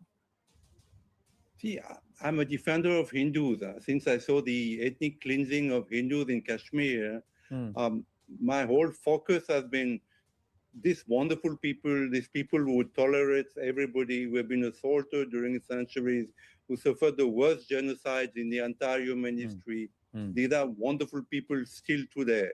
So I'm a defender of Hindu, and I agree with Anand. You can't take Hindus for granted. I mean, no doubt Mr. Modi is the best prime minister that India had. No doubt he's doing so much for the Hindus, but also he takes them for granted. The Hindus who voted for him massively, I guess, 80% of Hindus voted for Mr. Modi. Hardly any Muslims, hardly any Christians. Mr. Modi seems to be reaching more out to the Christian and the Muslims and the Bollywood star and the cricketer than he does to the Hindus, to the people who elected him and are waiting for something in return, like the return of the temple, the control of the temples, which is a total injustice. David Frawley, do you agree, disagree? No, I would say we have to keep a positive momentum going. There are certain problems, difficulties, things that need to be adjusted, but we need to inspire people. We need to connect to from the ancient to the modern to the futuristic. And we also have to recognize the world and the world media and how Modi has brought the Bharatiya vision globally and getting more regard and acceptance for that with the different leaders of the world. And as India rises, there's naturally going to be a backlash. There's going to be jealousy. There's going to be the old powers, the old shadows wanting to come up. But we need to have a light, a fire to burn the negativity, but an inner inspiration. We need to put more emphasis. Look at that, the Kumbh Mela, 650 million people. We have to go beyond simply AI to universal consciousness. We have to teach people it's great to bring in more science, but we have to have self-knowledge and we have to connect to the universal consciousness directly. Then you don't need to go to the internet. You can go to the cosmic intelligence, the futuristic views of the Sanatana Dharma and its ability to integrate all forms of knowledge, but in a higher awareness, we need new great rishis and yogis. And you can't be the Vishwa Guru without inspiring people. There's many wrongs from the past that have to be removed and that have to be changed. And there is this, we have to get it, the Hindus cannot be apologetic. They can't say everybody's the same. There has to be that awakening of the Atma Vidya and the recognition that we also have to have, in fact, I would say that Hindus should be able to critique other religions as much as they critique or criticize them. There does need to be a debate, changing the historical model. Civilization started in the Vedas. India had civilization going back even to the Ice Age. It was hospitable then. It's cradle of civilization. Sanskrit is the cradle of language. And it's not just a question of religious belief, but of direct experience. Everyone should have a sadhana. And Narendra Modi had to create a national and an international image. He also had to economic issues, educational issues have to be dealt with more, but he is an image, he is a vision out there for people to see. He makes tremendous effort. His life is such a tapas and a sadhana. And it's true, we have to change gradually over time. Unfortunately, the great banyan tree doesn't get fully grown in a day, but that momentum has to be there. And we have to start questioning things like the judiciary, which is still in a British model.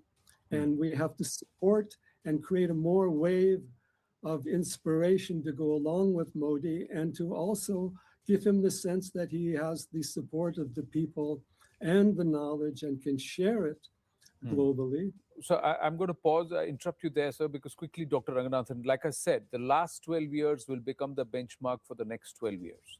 So if there is, now the first page, 2 pages have been turned, now you've got to move on faster with governance, going back to the people, understanding their pulse, and also perhaps realizing what is righteousness today, what is the Prime Minister's dharma now and for the next 10, 12 years. As we march on to a Viksit Bharat. A Viksit Bharat needs to have its twa and its swa understood. And that generation, for that, we have to do the groundwork now. Agree, disagree? Disagree, because the awakening amongst Hindus has come despite Modi, not because of him. Couple of things. You only have to look at our saints that have illuminated us or India for centuries. What did Swami Vivekananda say? He said that one Hindu who goes out and converts himself is not one Hindu less, but one enemy more. And you have the blatantly anti-Hindu Congress acts that have been promulgated, 5 of them still continuing. So it is not a question of we have to have a long-term vision, as Swamiji said. In the long term, we will all be dead. I'll give you 2 examples when Swamiji very rightly said that Hindus have to be able to criticize the judiciary and Hindus have to be able to criticize other religions. Let's see, test Modi on both those parameters. On one criticism of judiciary, he threw Michael Denino under the bus. And on number 2, on critical of the religion, Nupur simply quoted Islamic scriptures. She was thrown under the bus. So the evidence is, I'm sorry to say, I also like what Narendra Modi has done for India, but the evidence as far as what he's done for Hindus is against the contrary. Right. Thank you very much, gentlemen, for the free, frank, honest, straightforward conversation. I've run out of time. Let's hope the path to Dharma is not an easy one. The path to Dharma and doing good for Bharat is far more tougher. And the Prime Minister is on that path. For how long, we do not know, because for that, the people have to decide in 2029. Thank you. Thank you very, very much. Namaste.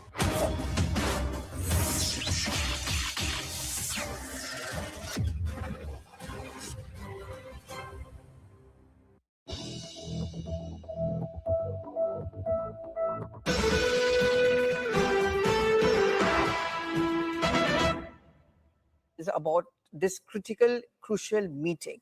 I know there are very strong and brave words coming in from many of the Uddhav Thackeray MPs, but do you get a sense that there's something which is not right happening? Well, the writing has been on the wall for quite some time as far as Uddhav Thackeray's party's fortune are really concerned. Given the fact that they were not able to get the numbers that they would have wanted in the assembly, they in fact played the Marathi card very, very effectively, but still that did not really happen. MP-wise, also there's been a lot of disenchantment that you have seen. People tell you privately that they do not feel the same energy that they felt, when the party was united. And they feel that Mr. Thackeray's priorities are completely misplaced as well. So one should not really be very, very surprised if this really happens. In the past also, Pallavi, when people go to the party platform and raise issues, they are told that you either come out and tell me that you're with me or not, do not lay any conditions. in the previous meeting with Mr. Thackeray held a couple of months ago with the MPs and MLAs, when the MLAs told them that they were finding it very difficult to run the structure on ground given the fact that funds were drying out, Mr. Thackeray told them very clearly that you either tell me you're with me or you're not with me as well. So those kind of comments have come in from them, which has actually made a lot of people very, very unhappy as well. What is the best option available to them? The best option, no doubt whatsoever, is their cousin brother, which is of course Eknath Shinde, who was part of the original Shiv Sena. So that seems to be the link, which is happening. And plus we know that there is a lot which is happening as far as MPs is concerned. We've seen what's happened to TMC. Yes. And I won't really be surprised if the similar thing happens to the Uddhav Thackeray MPs. Yeah, and you know, Ananya, at one point of time, everyone said this, how can the TMC break? But it did. Because at the end of the day, it's all about political survival. Ananya, if you can hear me. Absolutely. So now, yes.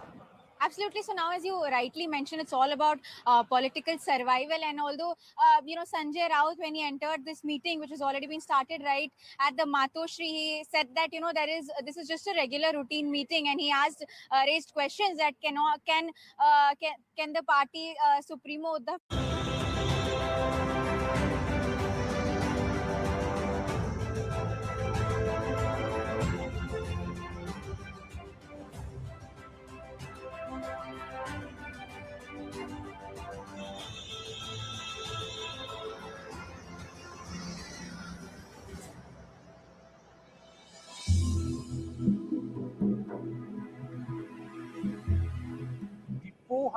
434-kilometer long National Highway 1 between Srinagar and Leh is the lifeline for both the Jammu and Kashmir and the Ladakh regions. But this crucial lifeline of National Highway 1 gets shut for almost 2 to 3 months a year in the winters when the snow starts falling, and you can already see these beautiful snow-clad mountains of Sonmarg behind me, and the snow gets actually a lot worse in the winter months which will be coming up ahead in this region of the country. To tackle this, the government of India has decided to bring a network of tunnels on National Highway 1 to make this an all-weather connectivity all year round highway.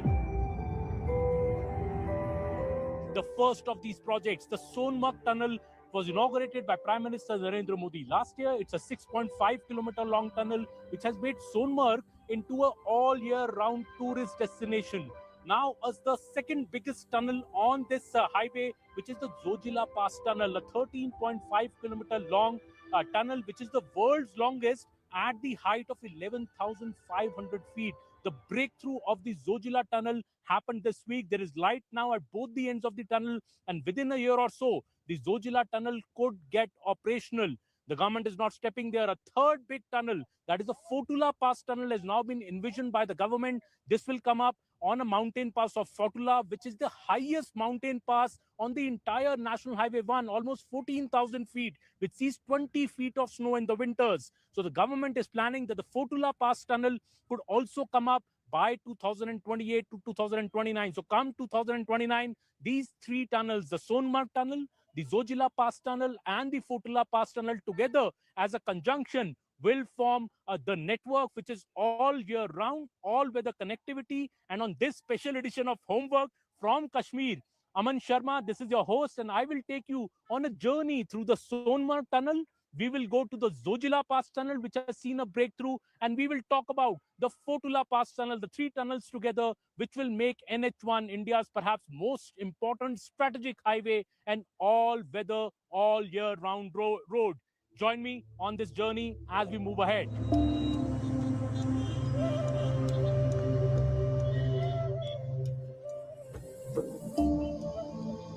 The most ambitious project of the government to make National Highway 1 between Srinagar and Leh a year-long all-weather highway is the Zojila Tunnel. The 13.15-kilometer long tunnel has now seen a breakthrough from both the ends. This is a big momentous occasion because the tunnel has been 6 years in the making, cutting through mountains like these, the giant Himalayas, the snow-clad mountains. The tunnel has cut through this after painstaking efforts of the people who have been working here tirelessly, 1,200 to 1,300 people working here. And behind me, you can see actually the Zojila Tunnel's opening, which is the breakthrough which has happened. There you can see Zojila Tunnel connecting Ladakh and GNK, the east portal, length 13.15 kilometers. And this is the tunnel which has seen the breakthrough today. And why this is so important? Because this tunnel has been in the making since 2020. The government has the big ambitious project to ensure that the NH1 is an all-weather road. Year-long, the highway does not get shut to the 2 to 3 months when heavy snow rains on it. This tunnel, along with the Sonmarg tunnel, which was inaugurated last year by the Prime Minister, will be helping vehicles pass through this tunnel all year round, right up till Leh. And we are here to see the significance of this project because, as I was saying, the temperature in the winter drops here to -20 to -25 degrees. Still, we've had 1,200 workers working tirelessly here for the last 6 months. Till they have survived avalanches coming here, and still the might of the human spirit in a way has prevailed, and we see nature giving way to this big tunnel project, the Zojila tunnel. It's strategic for many reasons. One, our military supplies, our forces can reach from Srinagar to Leh using this highway now. This highway is not just a lifeline for J&K and Ladakh, it's a lifeline for the entire country. Plus, it's a big boost for tourism. We are at the spot at that Zojila tunnel. We're almost midway between Srinagar and Kargil. Beyond us is Kargil and Dras. Behind us is Sonmarg. And these are all, Sonmarg is a big, big tourist destination, but even Kargil, Dras, people want to go here. The Fotula Pass, people want to see. And with the all-weather road coming up, these tunnels coming up, this is going to be a reality very, very soon.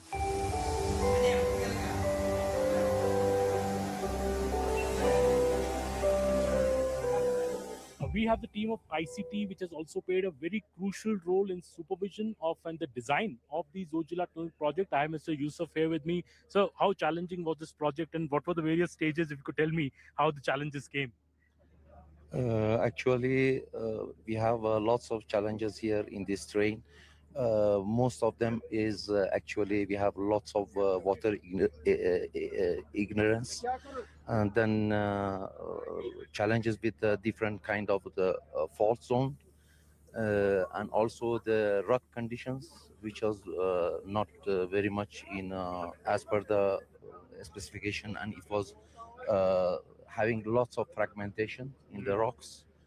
And of course, other challenges also were there, such as avalanches in the zone, and even transportation, procurements of the materials. We had lots of problem here, and you know that it is a mountainous region. We have a minus sometimes nearing 4 to 5 months, minus 35 degree, even it goes up to minus 35 degree in the ZDP side. These are the different kind of major challenges that we had. These are very rugged mountains behind us. We can see extremely rugged, snow-clad mountains. Drilling in them and making the design is quite a feat, quite an engineering feat as well. Yeah, naturally, it is an engineering marvel. Actually, this project is iconic project for India, and it is. We are thankful to the government of India who has taken very bold step for executing for such an iconic projects. It will connect Kashmir and to the Ladakh. So, we have other incentives of these projects. After opening of these projects, you will be having lots of uplifting of the people lifestyle and their life. This all weather connectivity from this side to that side, it will be possible. And moreover, we have estimated that around about 1 hour actually it will be saving time for the people and vehicles, and so many vehicles will be crossing throughout this one. So we have considered it is reducing yearly nearing 900,000 CO2 level, so that this will for environmentally it is having a very good impact for our projects. And so, is there worldwide any precedent of such a project? Such a challenging project at such a height. Worldwide, is there a precedent? Actually, in Asia, this is the you can say it is the first project in its kind, and not only in Asia, of course, or it is our national pride to say that we have executed such a great project.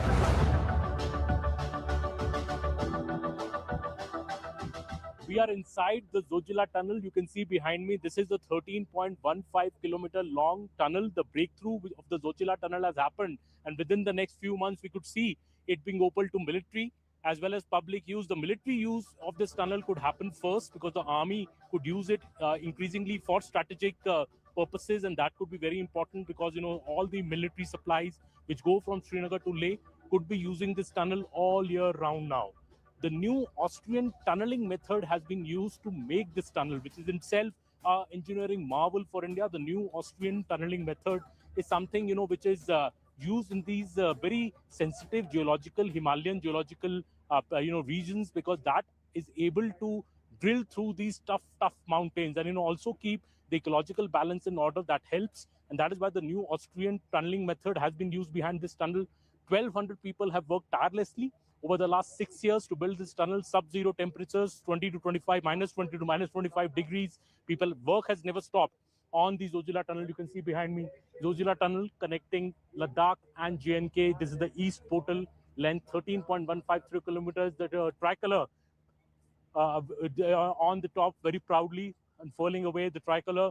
And it's a big day for the Zojila tunnel as well.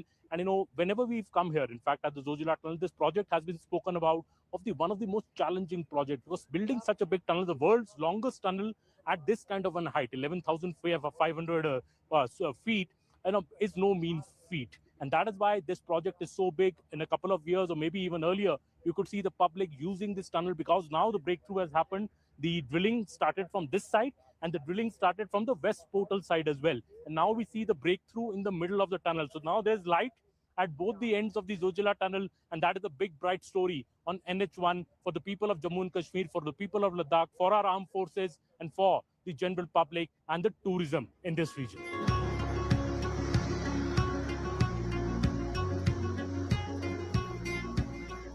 The Zojila tunnel has been one of the most challenging projects also in the Himalayan region, and the company which had been executing it for the last 6 years, Megha Engineering. I have Suchika Joshi ji here with me from Megha Engineering. Ma'am, how challenging has been this project to execute? So challenges by day, and it has increased day by day. And challenges, first of all, it is a weather challenge is a very big challenge, like minus 30-degree temperature where human body cannot work. But yes, my team, my dedicated team, my dedicated director, technical directors, my all engineers team, they worked hard like anything. And weather condition minus 30, and 2-3 big launch during this tunnel work. And manpower also very big issue. Manpower, technical things are there. We have a big support from NHIDCL. We have a book support from very good support from Gadkari sir team. And it is a precious project of Gadkari sir and for all of us. And Megha Engineering has done their level best, because I have seen my team, I have seen my directors, I have seen my CMD sir, I have seen my Krishna Reddy sir, MD sir. He has give us deadline. We want to get this work done. I don't know whether 24/7 people have to work, and we have worked to get it done. And you have seen this phase today. It is not only the happiness of this phase of this project, because a lot of people are working very hard. It cannot be expressed in the word that how hard work of people to get it done and get this phase has come out in front of people now. So the breakthrough is happening today, and soon we'll also have this tunnel being operational in the next few months maybe. What impact will this have? You know, all real connectivity from Srinagar to Leh? Yes. Now, tourism is a very good thing for that, because 12 months people will be connected to Leh Ladakh.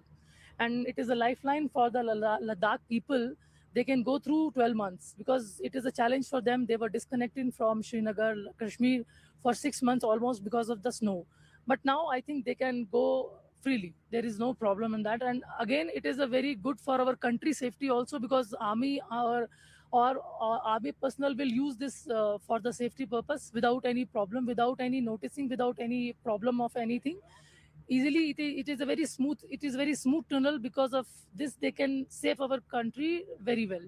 Well, and we can see the breakthrough is going to happen, and we'll see the minister driving through this tunnel, and there'll be a breakthrough happening almost in the middle of the tunnel, because now there's light on both the ends of the Zojila tunnel, and that is the big breakthrough that we are speaking about.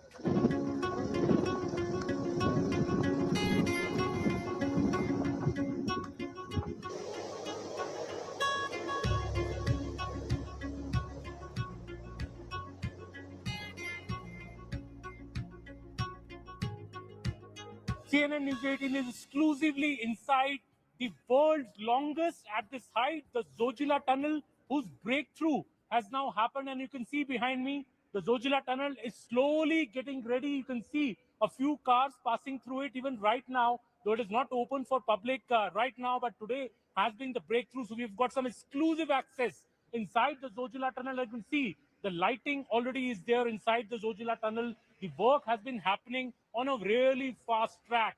And the minister, Mr. Nitin Gadkari, also said that he has fixed a early deadline now for the Zojila tunnel to be thrown open to the public. The original deadline is around February 2028, but Nitin Gadkari is saying that he is asking the official to speed up the work. The work has been speeded up a lot on this tunnel. As you can see, it's still a mud road. Inside, the concrete is still to be laid for the road to become extremely clean, but the world-class tunnel, you know, if you see at how the entire structure is, the way the entire tunnel has been built, described as world-class. And mind you, this tunnel was to be built at an estimate of rupees 12,000 crore when it was approved in the year 2014. And guess how much this tunnel has been built in? Finally, the tunnel has costed rupees 7,000 crore. So a saving of rupees 5,000 crores has been done by the government on the Zojila tunnel because of the better quality which has been used, because of other factors. But the government has managed to bring down the cost of this project from rupees 12,000 crore to rupees 7,000 crore. This tunnel's construction has survived 5 avalanches in the last as many years. The tunnel's construction really took pace from 2020, and now we are seeing exclusive access for the first time on our TV channel. We'll see inside the Zojila tunnel. This is the tunnel which is being seen as the lifeline for Jammu and Kashmir to make the Srinagar-Leh 434-kilometer highway into an all-weather connected road. And that is the big, big dream of Prime Minister Narendra Modi. That is the big dream of the Chief Minister of Jammu and Kashmir, Omar Abdullah. And the Zojila tunnel, as we see inside, a few cars passing through now as well. This tunnel is now on fast track to completion, with the breakthrough happening to 6 kilometers down, in fact, from here. And this is a 13.15 kilometer long tunnel. 6 kilometers down from here is the point where the breakthrough happened today, where a blast was done to see both the light at both the ends of the tunnel. And that is why this project is so big.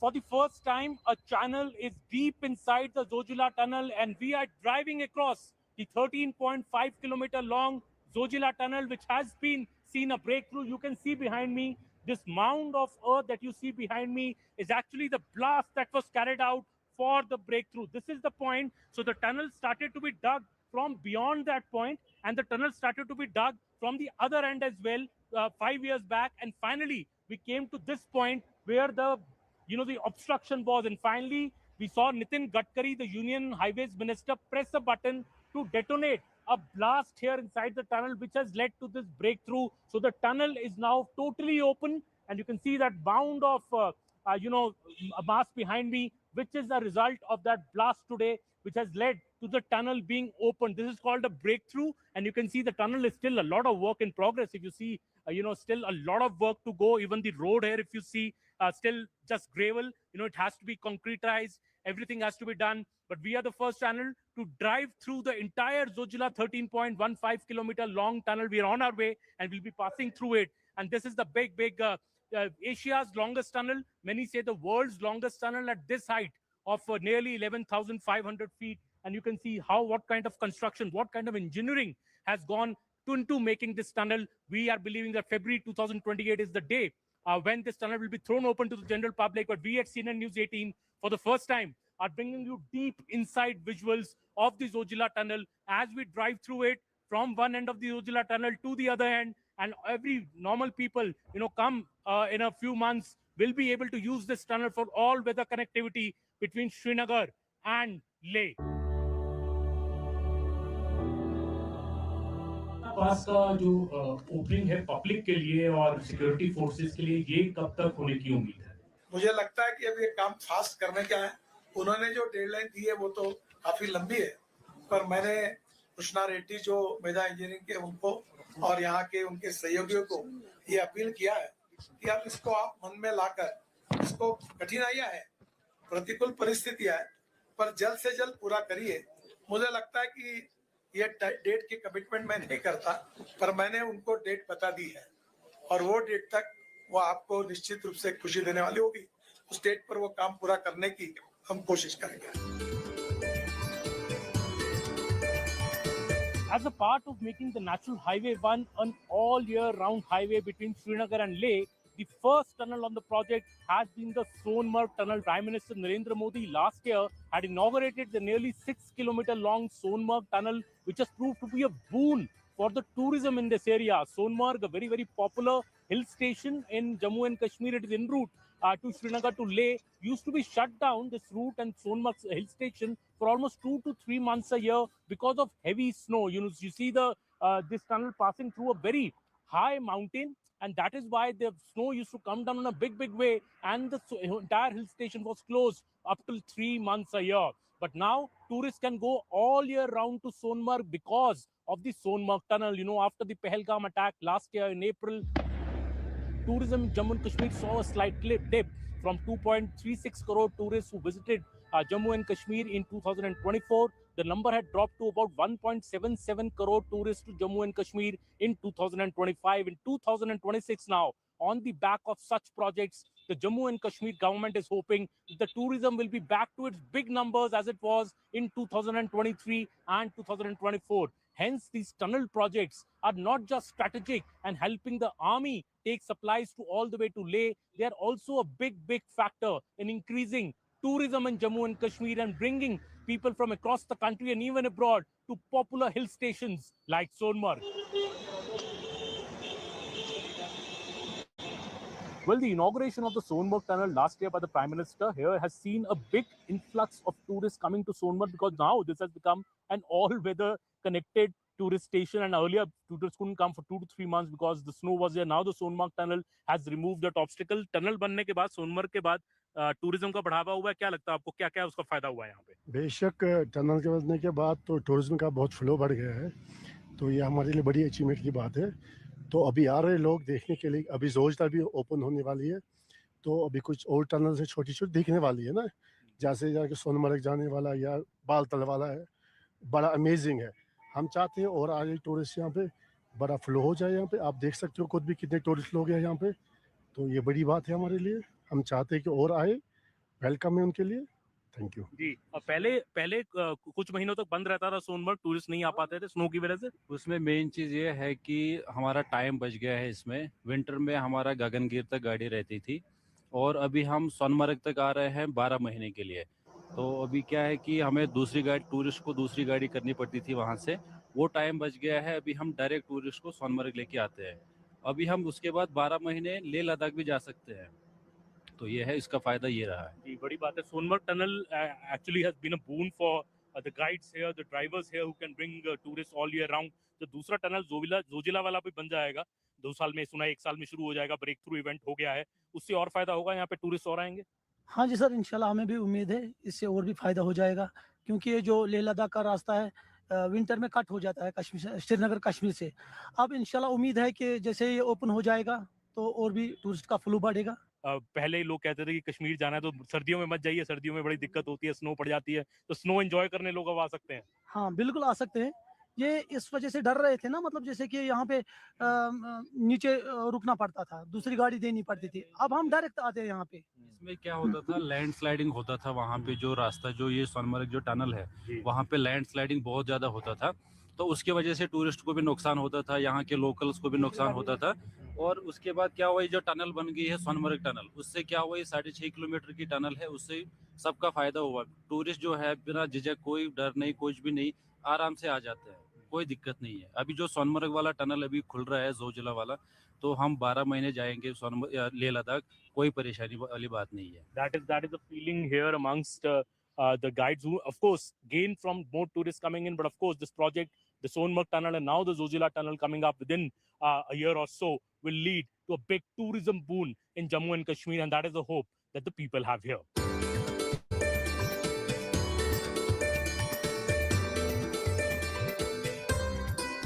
While the Sonmarg Tunnel and the Zojila Tunnel are much talked about regarding National Highway 1, the centre is also starting a third tunnel, That is the Fotula tunnel, which will come up at the Fotula Pass ahead on this National Highway 1 all the way up to Leh. And that tunnel will be at the highest point of the NH1. That is nearly 4,100 meters high. Fotula passes and it gets, inundated with snow up to 20 inches in the winter and gets completely shut. Now a 2.65 kilometer new Fotula Pass tunnel will also come up. Highways Minister Nitin Gadkari has announced the plans for this particular Fotula Pass tunnel, saying the work is expected to begin soon in the next few months. So along with the Sonmarg tunnel and the Zojila tunnel, the Fotula Pass tunnel will provide the complete combination to make the entire NH1 an all-weather, all-year road for commuters, for the security forces. The significance of Fotula Pass is also that it is beyond Dras. So very, very strategically significant region. Fotula, it falls between Dras and Leh. So the Fotula Pass tunnel, which is going to come up, as I said, 2.65 kilometer long. The cost will be nearly rupees 900 crore. But at the height of nearly 4,100 meters, that is going to be another engineering marvel.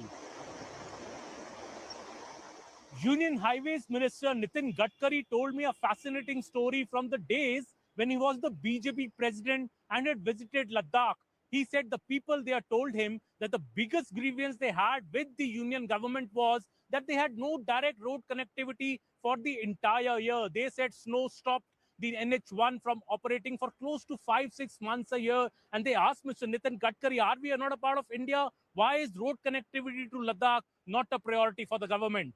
Well, in 2014, when the Narendra Modi government came into power and Nitin Gadkari became the Union Highways Minister, Mr. Gadkari says his priority was to ensure that the tunnels on the National Highway 1 are built for this year-round connectivity between Srinagar and Ladakh and ensure people don't have the option of going by road all year round. The first tunnel came up in the form of the Sonmarg tunnel, which we just passed. And there was also the second big project which Nitin Gadkari started under the Narendra Modi government, the Zojila tunnel. But between 2014 and 2020, the Zojila tunnel could not see much progress because the contractor went rogue and did not really work on that particular project. In 2020, then came the Galwan clash, which made the government realize that the security and the strategic importance of Ladakh no longer can be put on the back burner. We saw the Zojila tunnel being re-tendered by the government, and 2020 was when the work began on that world's longest 13.5 kilometer long Zojila tunnel. The breakthrough on that tunnel has happened now, and the government is now also planning the third tunnel on the highway, the Fotula Pass tunnel, which will be at the highest pass in the entire NH1. Altogether, these three tunnels together are expected to offer that connectivity and that national level integration, I would say, of Jammu and Kashmir, because these projects are not just about connectivity and about tourism. They're also a lot about people-to-people connect and ensuring that our army has the strategic edge in this area. On this journey on homework over the last half an hour, I took you on National Highway 1 in this beautiful land of Kashmir. We saw the Zojila tunnel, we saw the Sonmarg tunnel, and we hope when we are back the next time, we will be able to drive through the completely ready Zojila tunnel and also see work begin on the Fotula Pass tunnel. Thank you so much for joining me on homework. This is Aman Sharma with video journalist Rajesh Bhardwaj.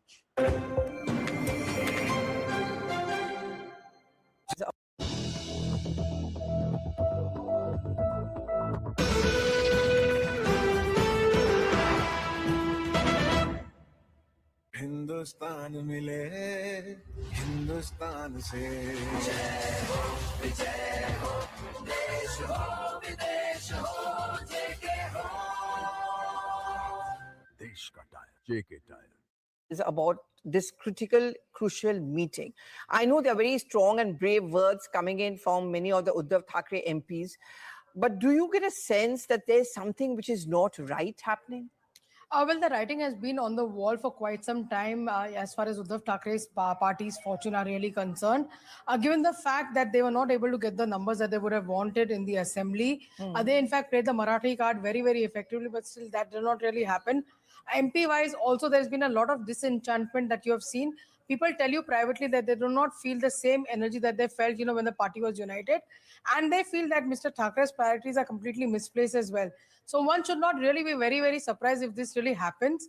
In the past also, Pallavi, when people go to the party platform and raise issues, they are told that you either come out and tell me that you're with me or not, do not lay any conditions.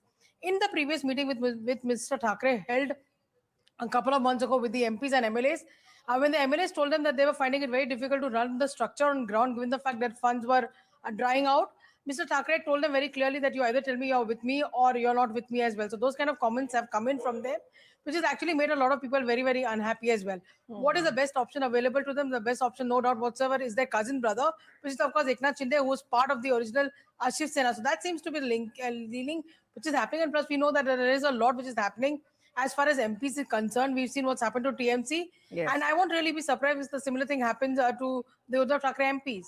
Yeah, and Ananya, at one point of time, everyone said this, how can the TMC break? But it did. Because at the end of the day, it's all about political survival.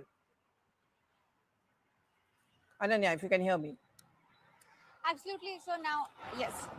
Absolutely. So now, as you rightly mentioned, it's all about political survival. And although, Sanjay Raut, when he entered this meeting, which has already been started right at the Matoshri, he said that, this is just a regular routine meeting. And he raised questions that can the party Supremo Uddhav Thackeray, cannot he just convene a normal routine meeting of all the MPs? But the reports and the other sources seem to be stating otherwise, because only 5 MPs have so far made it to the meeting. 3 are here in person and 2 have joined the meeting online. Now 2 MPs, Sanjay Jadhav and Bhausaheb Vakchure, one of them is not reachable and one of them is absent from the meeting without providing any reason. So this does not go in line with the fact what Sanjay Raut is stating, that this is just a routine meeting because things don't seem to be all right within the party. And one MP, Omraji Nimbalkar, has stated that his son is in a hospital, so he cannot attend it. And one more MP from Mumbai, Sanjay Dina Patil, is on his way, is not reached yet. So as of now, only 5 MPs from their 9 MP count are in the meeting currently. And what Sanjay Raut said, that it is a routine meeting, and even 2 years back there were rumors that there would be a defection. A very warm welcome. You're watching World 360. I'm Akanksha Swarup. Fury in the Persian Gulf has reached India. This as Indian seafarers have become collateral damage, adding new friction to existing strain between New Delhi and Washington. Because this week, not only was the top US diplomat summoned twice by India's Ministry of External Affairs, in fact, India's External Affairs Minister Dr. Jaishankar himself addressed the matter.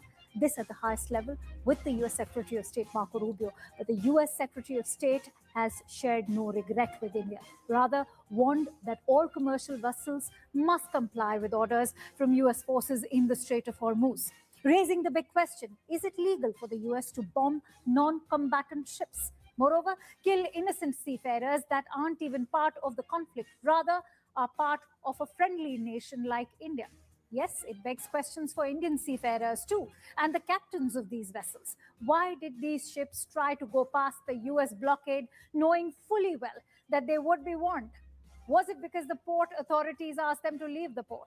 Perhaps we may never find answers to these questions. But India and Indians remain in the line of fire, given there are a total of 18,000 Indian seafarers across the Persian Gulf. This as per India's shipping ministry.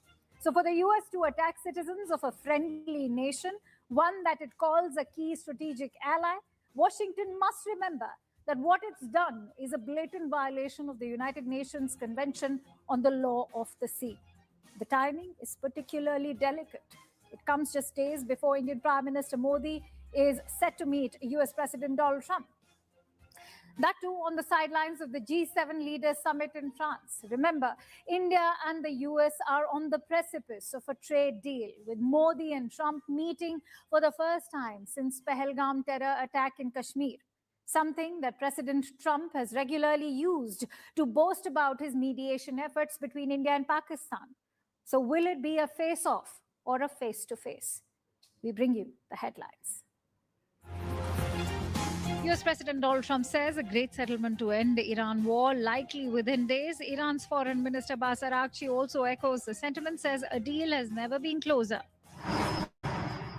Iran claims victory in the war, says the US is ready to unlock assets and postpone the nuclear talks. India's External Affairs Minister lodges formal protest with US Secretary of State Marco Rubio after 3 Indian sailors killed in the Persian Gulf. MEA summons top US diplomat Jason Meeks. US President Donald Trump has blamed Iran for a drone attack on Indian vessel that claimed the 3 lives. Tehran has slammed the US president's claim, calling it a pathetic charge and US state piracy. And the death toll has crossed 100 in Pakistan-occupied Kashmir protests. Anger mounts amid calls by the JAAC for political representation, economic rights and removal of communication blackout. Prime Minister Modi is visiting France to participate in the G7 summit and is all set to hold high-level bilateral engagements with French leadership at a time when the conflict in West Asia is casting a shadow over global diplomacy and security. Prime Minister Modi is also expected to hold several meetings on the sidelines of the summit. That includes a possible bilateral interaction with the US President Donald Trump. At the invitation of French President Emmanuel Macron, Prime Minister Modi will hold extensive talks aimed at further deepening the India-France strategic partnership, spanning across defense, technology, innovation and investment. The two leaders will also be jointly inaugurating the Bharat Innovates initiative, highlighting the growing momentum in cooperation between India and France. Prime Minister Modi will be attending the G7 summit in Evian, where discussions are expected to focus on global security, economic resilience, international partnerships, and artificial intelligence. With tensions escalating in West Asia, the summit is likely to provide a crucial platform for consultations on major geopolitical challenges and efforts to promote stability. With that, let's get in perspective and a bird's eye view from Sanjay Suri, who's joining us live from London. Sanjay, thank you for joining in on World 360. Remember, when it comes to France and Europe and India, they all are on the same page when it comes to demanding that the war must end soon. But for India, what are going to be the concerns, especially during that bilateral with US President Donald Trump? You know, the fundamentals, the base of anything that's bilateral, that's sustainable, promising, and that promises to grow is always economic. It has to be. We do hear a lot about the friendship between Macron and Modi. Surely that's good so far as it goes. But of course, Macron is there to look after Dassault's interests first, as is Modi out to look after Indian interests first. And the two have to meet, and there are some promises here. We know that the trade between India and France has doubled over the last 10 years, and now there's more promise. We have a free trade agreement, we have a tax treaty that makes investments more promising and easier. Now, more specifically, the summit that's coming up in Nice, and this is a very significant location for it because it's coming up by the side of a major tech park. Is the biggest in Europe, and you have cutting-edge French companies there, and you have more than 100 Indian companies there. So there is a very likely a coming together of a lot of these companies in promising ways, and that will only enhance the economic cooperation, which really has to inform all the political stuff to follow. But oddly, we are seeing indications, and of course, this is a prelude to the G7 coming up also in France in just a few days. And we have events developing ahead of G7, which have emerged as new pointers. We were speaking of the confrontation, we have to call it that, between Jaishankar and Rubio. Jaishankar expressed India's protest over the 3 seafarers' deaths. And Rubio, rather than showing any regret, has said that Indian ships and all ships must take US permission. And that is a very important signal, Akanksha, because this is the US signaling that it will control the Strait of Hormuz. It is not international waters, it's not for Iran. This is for the US to control. And that is a message that's going to go home to Iran. And that could inform the shape of the memorandum of understanding, never mind any peace deal to follow. Thank you, Sanjay, for highlighting those key critical aspects of the upcoming meetings for Prime Minister Modi. Remember, as far as international maritime law is concerned, this will also be grabbing the front conversations. Many thanks to Sanjay for bringing us that bird's eye view and what to expect from the G7 as well. With that, speaking of the tensions in West Asia, let's bring you the frantic final hours of a diplomatic loop that has become the defining characteristic of this conflict, which is the pursuit of peace, or the Islamabad Accord, or the Islamabad MOU. Now, if this sounds familiar, that's because it is. It marks almost the 40th time in just 2 months that President Trump has announced a peace deal. But as the US prepares the pens, Tehran is holding the ink, while mediators in Pakistan and Qatar claim a final text has been reached. Yet from Tehran, the response is a cold shower of skepticism. While Foreign Minister Abbas Araghchi has confirmed that a deal has never been closer, a final collective decision has not yet been reached by Iran's Supreme National Security Council. The Foreign Minister, Mr. Araghchi, has been blunt. He says, and let me quote, that this agreement has powerful enemies, foremost among them what he calls the Zionist regime, of course referring to Israel. He accuses Israel of looking for any pretext to derail the peace. To understand the stakes, he's also gone on to say that we have to look at what led to this fire. This war was ignited on 28th of February.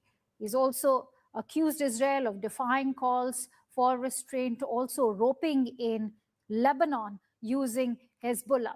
But it should be kept in mind that this week began with Israel's strikes on Iran's strikes on northern Israel. And so that also raises a key critical question. It was a clear attempt by Tehran to establish a new regional order, signaling that it will no longer allow its allies like Hezbollah to be targeted without a direct Iranian response. It leads to the central question: has Iran's deterrence strategy actually worked under US military pressure? Despite over 50 Iranian bases being hit, the IRGC has sent a message that goes beyond physical damage. That Araghchi has made it a red line that any deal must include an end to the war on all fronts. That includes Lebanon as well. And in response, the US President Donald Trump has once again showcased his missile diplomacy. In a matter of hours, he threatened to hit Iran very hard and seize the Karg Island, the terminal for 90% of Iran's oil, only to cancel the strikes minutes later, claiming a conceptual breakthrough. Now, the shiny new deal on the table is a high-stakes 14-point gamble. It would immediately reopen the Strait of Hormuz and lift the US naval blockade on Iranian ports. At least that's what the feelers are. This triggers a 60-day technical window for negotiations on the most sensitive issues: the total dismantling of Iran's nuclear infrastructure, the destruction of enriched uranium. However, a massive divide still remains. Iran insists that the deal must end the war on all fronts, including Lebanon, while Washington demands an immediate cessation of support for regional proxies like Hezbollah. It leads to a crucial question: has Iran's deterrence strategy actually worked under US pressure then, following recent missile strikes on the US bases in Kuwait, Bahrain, and Jordan? It is no longer about the extent of physical damage caused. Rather, it is about the message being conveyed by the IRGC that it will broaden the scope of retaliation across the region if its key allies like Hezbollah remain in the crosshairs. So why is the US president so impatient to sign this deal? The reality is that he is increasingly vulnerable and exposed as well. By keeping this as a one-man show and bypassing the congressional authorization, Trump has ensured he has no political co-authors to share the blame if or when this gambit fails. The reality is, despite a record $1.5 trillion defense budget and an aggressive naval blockade, the US severely underestimated Tehran's resilience. With global energy markets disrupted and domestic scrutiny mounting ahead of the midterms, Trump can no longer afford a prolonged war of attrition. Because for a president who prides himself on the art of the deal, the math of his missile diplomacy is rather bleak. So the Islamabad MOU looks less like the great settlement and more like a humbling climb down. On that note, let's quickly get in some perspective. And for that, let me bring in our guest today. I'm joined in by Israel's Foreign Ministry spokesperson, Mr. David Mensa. Many thanks to you, Mr. Mensa, for joining in on World 360. Do you think that Lebanon has become the flashpoint, which will perhaps not meet an end anytime soon as far as the fighting there is concerned, especially in southern Lebanon? The fighting between Iran and Israel has been halted, but the defense minister of Israel, Israel Katz, has indicated that the campaign in Lebanon would carry on regardless. So what is Israel trying to accomplish in Lebanon, and what will be the end game? Well, I'll put it very simply for you. We want to protect our families in the north of Israel, as every decent country will want to do. Our families are now north in the sovereign Israel, are being constantly facing rockets, these one-way suicide drones. Israel's responsibility is simply that, to protect our northern border, Israel's sovereign territory. Now, the way we're doing that is to push Hezbollah further and further back.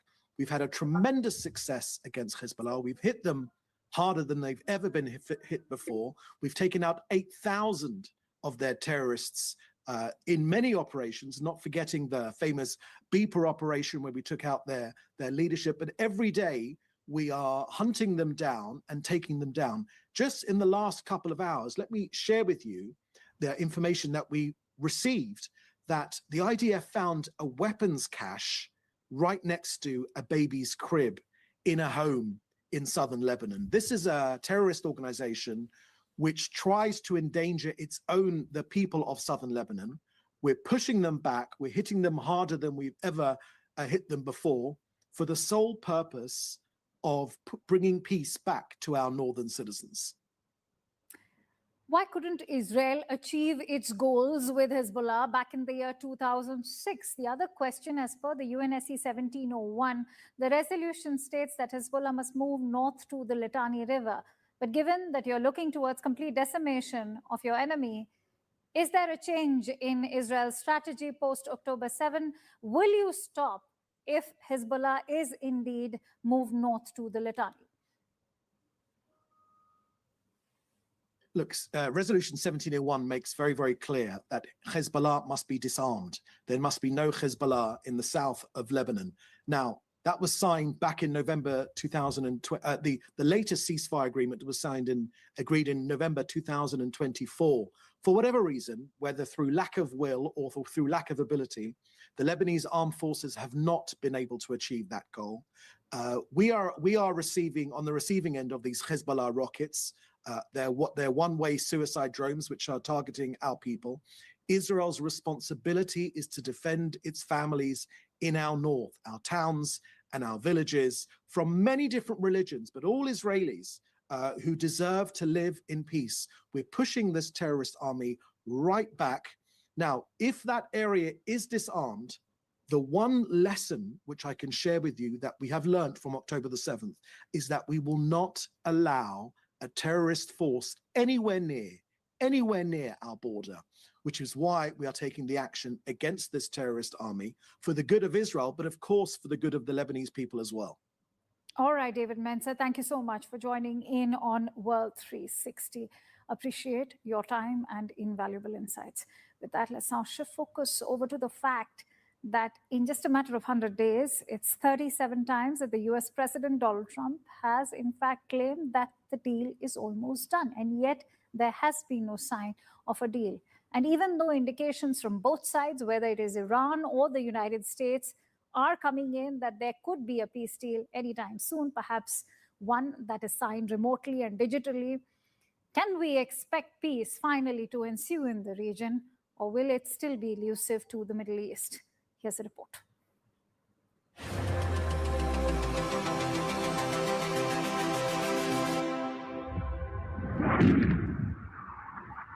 Ongoing negotiation, and then we always have to blow them up. We're going to be attacking them very hard. They want to make a deal. On April 7th, President Donald Trump took to social media with a bold claim. He announced a ceasefire with Iran and said a final agreement would be finalized and consummated in exactly 14 days. It has been over 2 months since that 2-week deadline expired. But if you listen to the president, the deal isn't just coming, it's already here, depending on which day you ask him. Since then, over 3,500 people have been killed in Lebanon. Global economy is in crisis. Strait of Hormuz, a narrow and most crucial energy supply route, has been choked. Everyone is waiting for a resolution, and the president just keeps promising. We have ongoing negotiations in Iran and with Iran that hasn't stopped. And we could have at least an idea by 1 or 2 days from now, but I think it's going well. Since March, President Trump has claimed an Iran deal was around the corner, or that Iran was desperate to sign, at least 37 times. On March 26, he said Iran is begging to make a deal. They want to make a deal. The reason they want to make a deal is they have been just beat. Trump said on March 29 that negotiations with Iran were going extremely well. That negotiation, but you never know with Iran because we negotiate with them and then we always have to blow them up. In between all of this, let us not forget his wiping of a civilization threat to Iran. We're going to bring them back to the Stone Ages where they belong. On April 17, he claimed Iran has agreed to everything and a deal is coming in the next day or two. By the month of May, the loop starts over. The script is always the same. Iran is on the verge of collapse and desperate to talk. On April 30th, they were dying to make a deal. By May 23rd, the deal was largely negotiated and would be announced shortly. By June 8th, during a tele-rally for Senator Lindsey Graham, Trump promised total victory within, you guessed it right, just 2 weeks. Why keep making predictions that don't come true? To control the market or to manifest it into reality? As of now, the president is saying the Strait of Hormuz will open immediately upon signing, which could be in 2 or 3 days. But wait, he just dropped another Trump bomb. Trump has just said that Iran has taken too long to negotiate and will pay the price.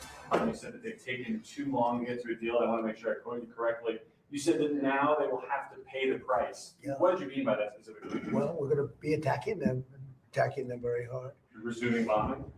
Yeah, well, we are. Based on the helicopter, I guess we have the right to do that. You know, they shot down a very incredible, actually an incredible machine. It came after Iran and the United States exchanged strikes in the region amid reported efforts to continue talks. If we have learned anything from the recent history, we know we will be hearing that same two-day promise again in July. Because in the world of Trump's Iran diplomacy, the deal isn't just a destination. It's a state of mind, the imaginary conviction of closing a deal.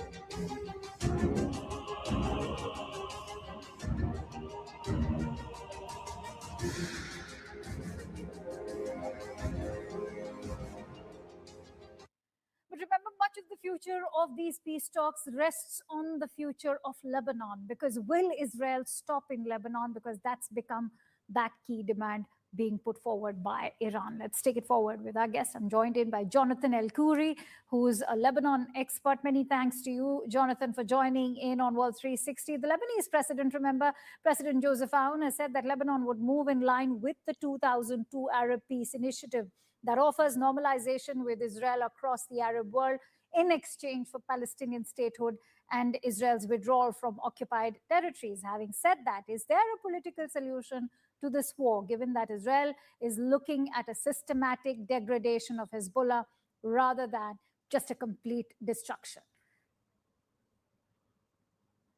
Yeah, well, what we're seeing today is the continuance of the direct talks between Israel and Lebanon. And like President Joseph Aoun, the Lebanese president, said he believes in diplomacy. I also believe in diplomacy. And I believe that also here in Israel, they believe in diplomacy. Otherwise, they wouldn't be sitting at the negotiation table between Lebanon and Israel. And also President Aoun said it himself. He has been a military person for more than 40 years. He fought in wars and he saw how deadly wars are, and he doesn't want to have that to the future generation of kids that are now growing up in this shadow of this current war. And I do believe that at the end of the day, Israelis' capabilities in Lebanon proper are somewhat not very much capable to reach physically to every point in Lebanon. That's why I believe that through diplomacy and through these negotiations, there is a place where they can assist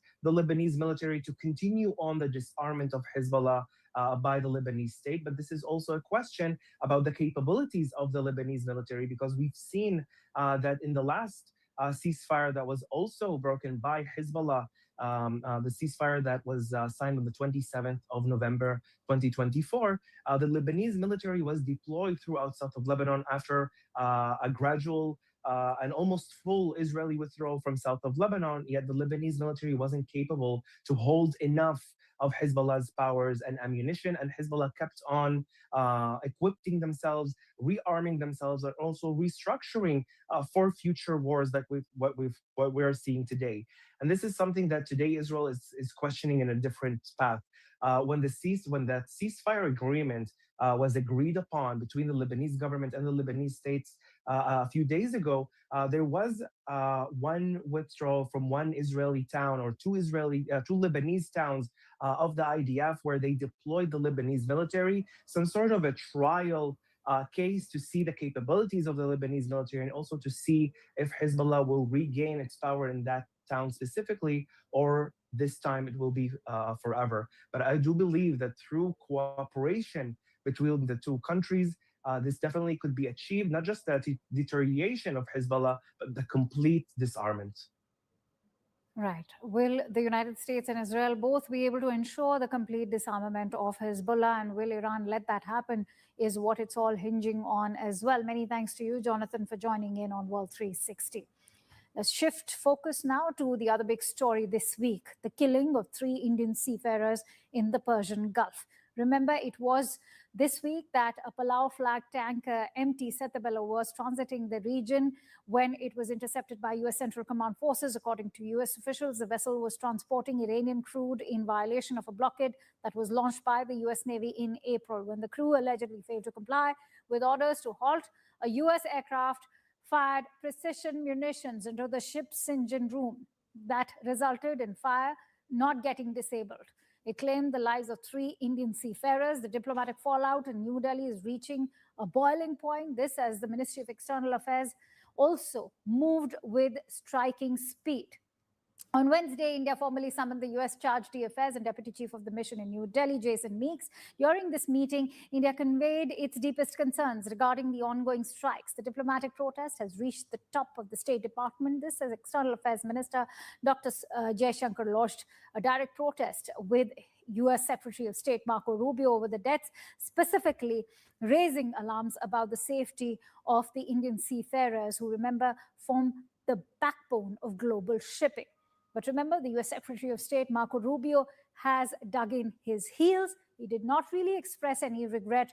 Rather, the U.S. has extended a stern warning that all commercial vessels with Indian seafarers should, in fact, be complying with whatever warning is extended by the U.S. CENTCOM. The question remains, does any maritime law give the United States the power to use such force, that too on non-combatant ships? With that, let's now shift focus over to what's happening in Pakistan-occupied Kashmir. India's neighbor is staring at yet another internal crisis, this time in Pakistan-occupied Kashmir, where a protest movement that began over electricity prices, economic hardships, has evolved into a political challenge to Islamabad's authority, opening up a new security challenge for Islamabad. The anger on the streets is no longer just about rising costs. Protesters, led by the Joint Awami Action Committee, are demanding greater political representation, an end to what they call the disproportionate influence of non-resident refugee seats in the POK assembly, and more economic rights for their own local residents. Why? Because they believe that federal parties, whether it is the PPP, PMLN, or even pro-establishment parties like the Muslim Conference, are wielding control over the lives of Pakistan-occupied Kashmiris. What started as a governance issue has now become a battle over democratic voice. This crisis has turned deadly because the death toll is crossing 100. Multiple rounds of clashes between protesters and security forces have left scores and hundreds injured, with allegations of excessive force arrests, internet blackouts, and a sweeping crackdown by Pakistani authorities. Is this the country that preaches India about human rights in our Jammu and Kashmir? Protest leaders accuse the state of repression, while Islamabad insists it is restoring law and order. For Pakistan Army Chief Field Marshal Asim Munir and Prime Minister Shahbaz Sharif, this is fast becoming another active front at a time when the country is already battling a simmering insurgency in Balochistan. Escalating attacks by the Tehreek-e-Taliban Pakistan along the Afghan border in Khyber Pakhtunkhwa, and growing security pressures linked to Afghanistan at the Durand Line. The big question: can Pakistan contain this unrest through dialogue, or will another internal crisis further stretch a state already struggling on multiple fronts? Can it even afford to mediate for peace when it comes to Iran and the United States? Well, that's all we have for you in this edition of World 360. Thank you so much for watching. News and updates continue on CNN News 18.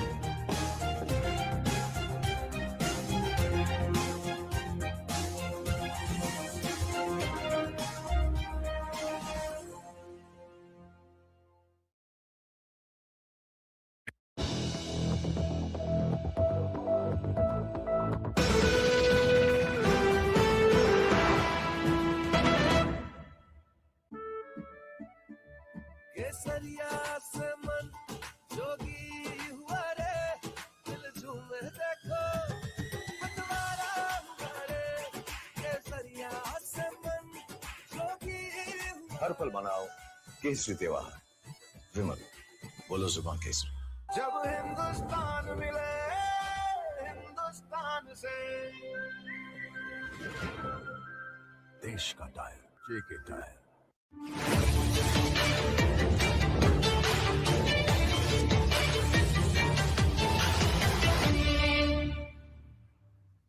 Is about this critical, crucial meeting.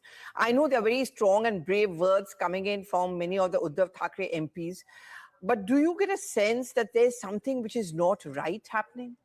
Well, the writing has been on the wall for quite some time as far as Uddhav Thackeray's party's fortune are really concerned. Given the fact that they were not able to get the numbers that they would have wanted in the assembly, they in fact played the Marathi card very, very effectively, but still that did not really happen. MP-wise, also there's been a lot of disenchantment that you have seen. People tell you privately that they do not feel the same energy that they felt, when the party was united. And they feel that Mr. Thackeray's priorities are completely misplaced as well. So one should not really be very, very surprised if this really happens. In the past also, Pallavi, when people go to the party platform and raise issues, they are told that you either come out and tell me that you're with me or not, do not lay any conditions. In the previous meeting with Mr. Thackeray held a couple of months ago with the MPs and MLAs, when the MLAs told them that they were finding it very difficult to run the structure on ground given the fact that funds were drying out, Mr. Thackeray told them very clearly that you either tell me you're with me or you're not with me as well. So those kind of comments have come in from them, which has actually made a lot of people very, very unhappy as well. What is the best option available to them? The best option, no doubt whatsoever, is their cousin brother, which is of course Eknath Shinde, who was part of the original Shiv Sena. So that seems to be the link, which is happening. And plus we know that there is a lot which is happening as far as MPs. Good evening and a warm welcome. You're watching the explosive weekend debate. I'm Griha Atul. Let's now begin with the headlines.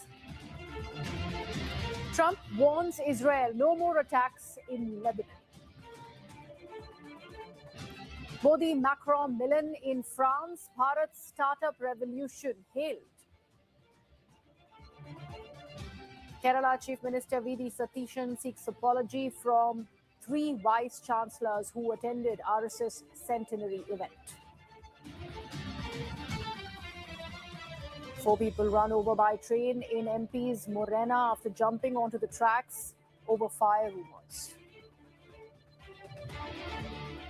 T20 Women's World Cup, Indian team's handshake snub for Pakistan.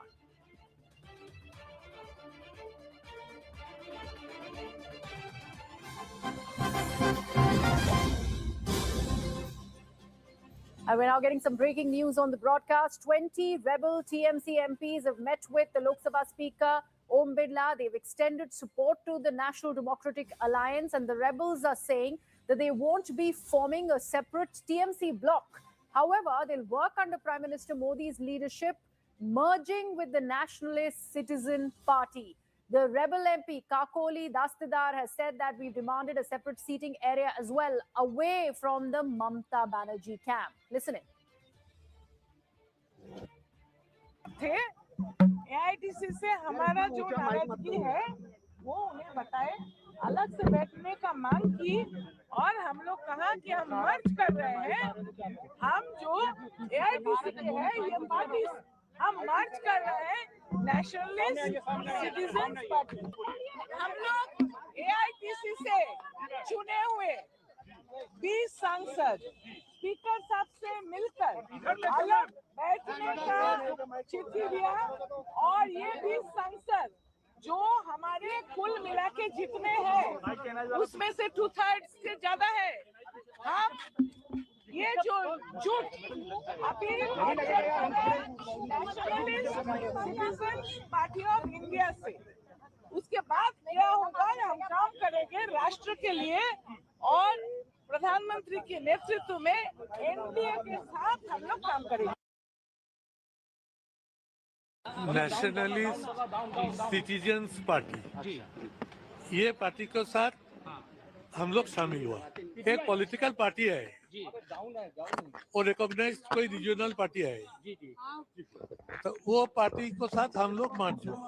TMC बोल के जब उन्होंने demand करेंगे तब दोनों party के बीच में कौन असली टीएमसी है वो विषय पर कोर्ट में डिसाइड होगा। क्लेम करेंगे हाँ, टीएमसी आप है। बाद में ये पार्टी जब जाएगा और 20 जुलाई जब पार्लियामेंट खुलेगा तो अब वो पार्टी तृणमूल में आएंगे, तब हम लोग बोलेंगे नहीं हम लोग को भी तृणमूल दो क्योंकि तृणमूल से हमारा 2/3 है, तब कोर्ट में जाएगा और कोर्ट डिसाइड करेंगे कौन party.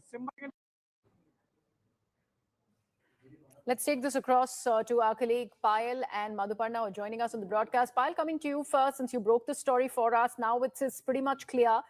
Kakoli, Sudeep, all going on record and saying that they're merging with the nationalist party there.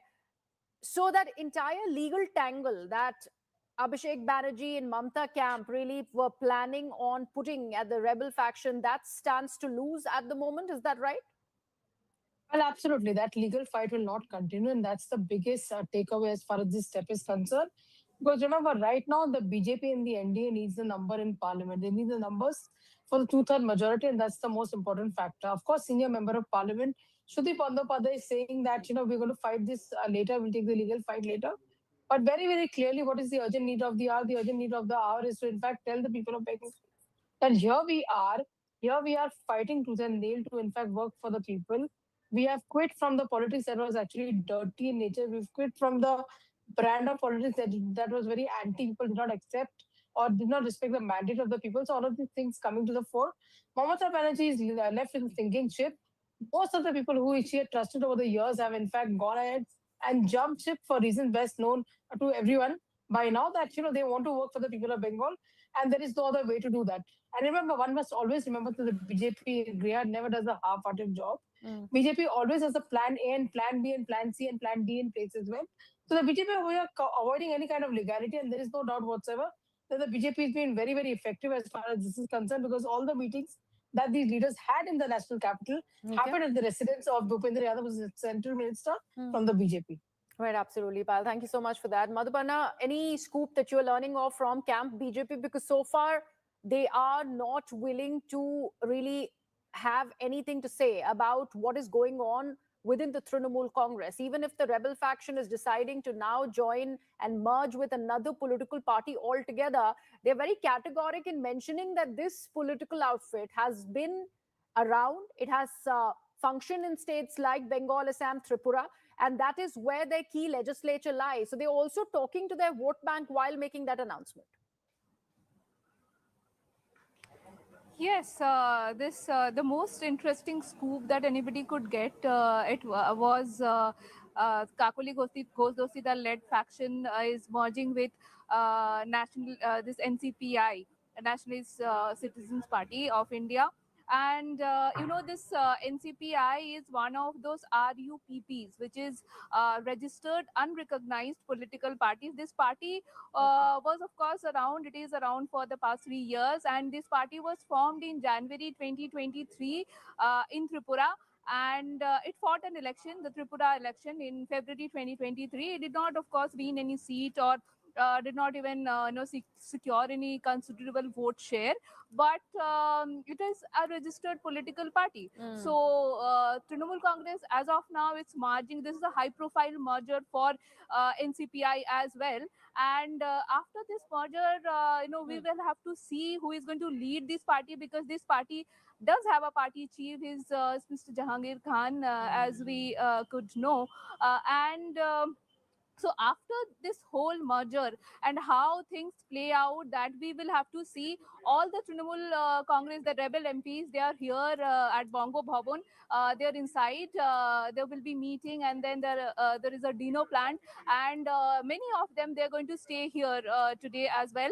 And of course, as Payal was mentioning, the most important mission in hand for the NDA is is to have the support before the monsoon session. So that is they are going to get. And Kakoli Ghosasidar also, they have requested for a different block to sit in the parliament, and they have also submitted a letter to the speaker for the merger. So as of now, the fight over the symbol rests there. And as Mr. Shruti Bandyopadhyay was also mentioning, after the parliament session, they'll be taking up that legal fight, to claim the symbol and not. That they'll decide later.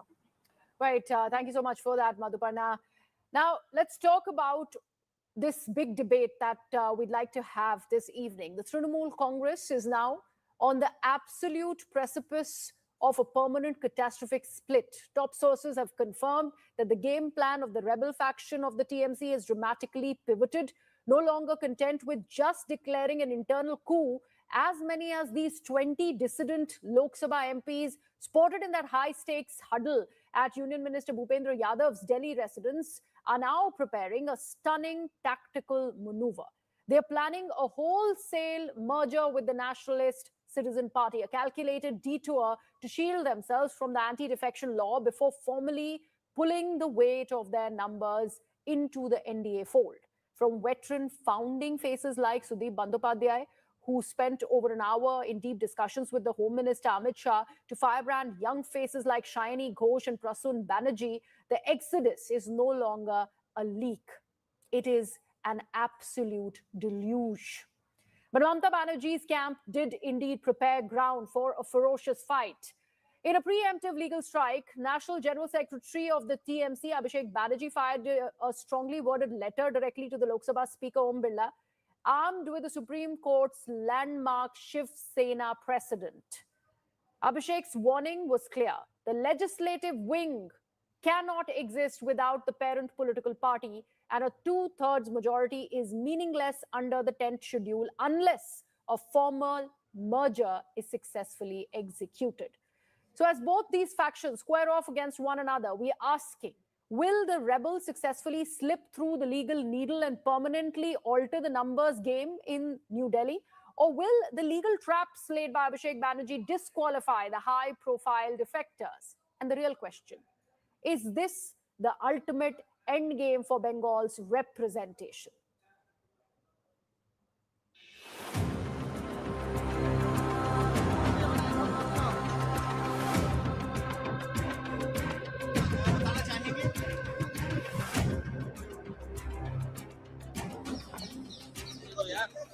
और प्रधानमंत्री के नेतृत्व में NDA के साथ हम लोग काम करेंगे। हम मार्च कर रहे हैं नेशनलिस्ट सिटीजन पार्टी से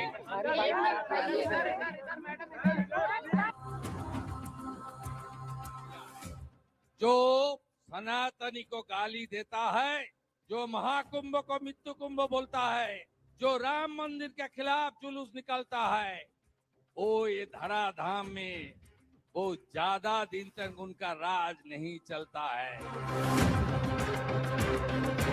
It is a ploy. MPs are saying agenda-wise we will support NDA. Therefore, they have sold themselves to the NDA.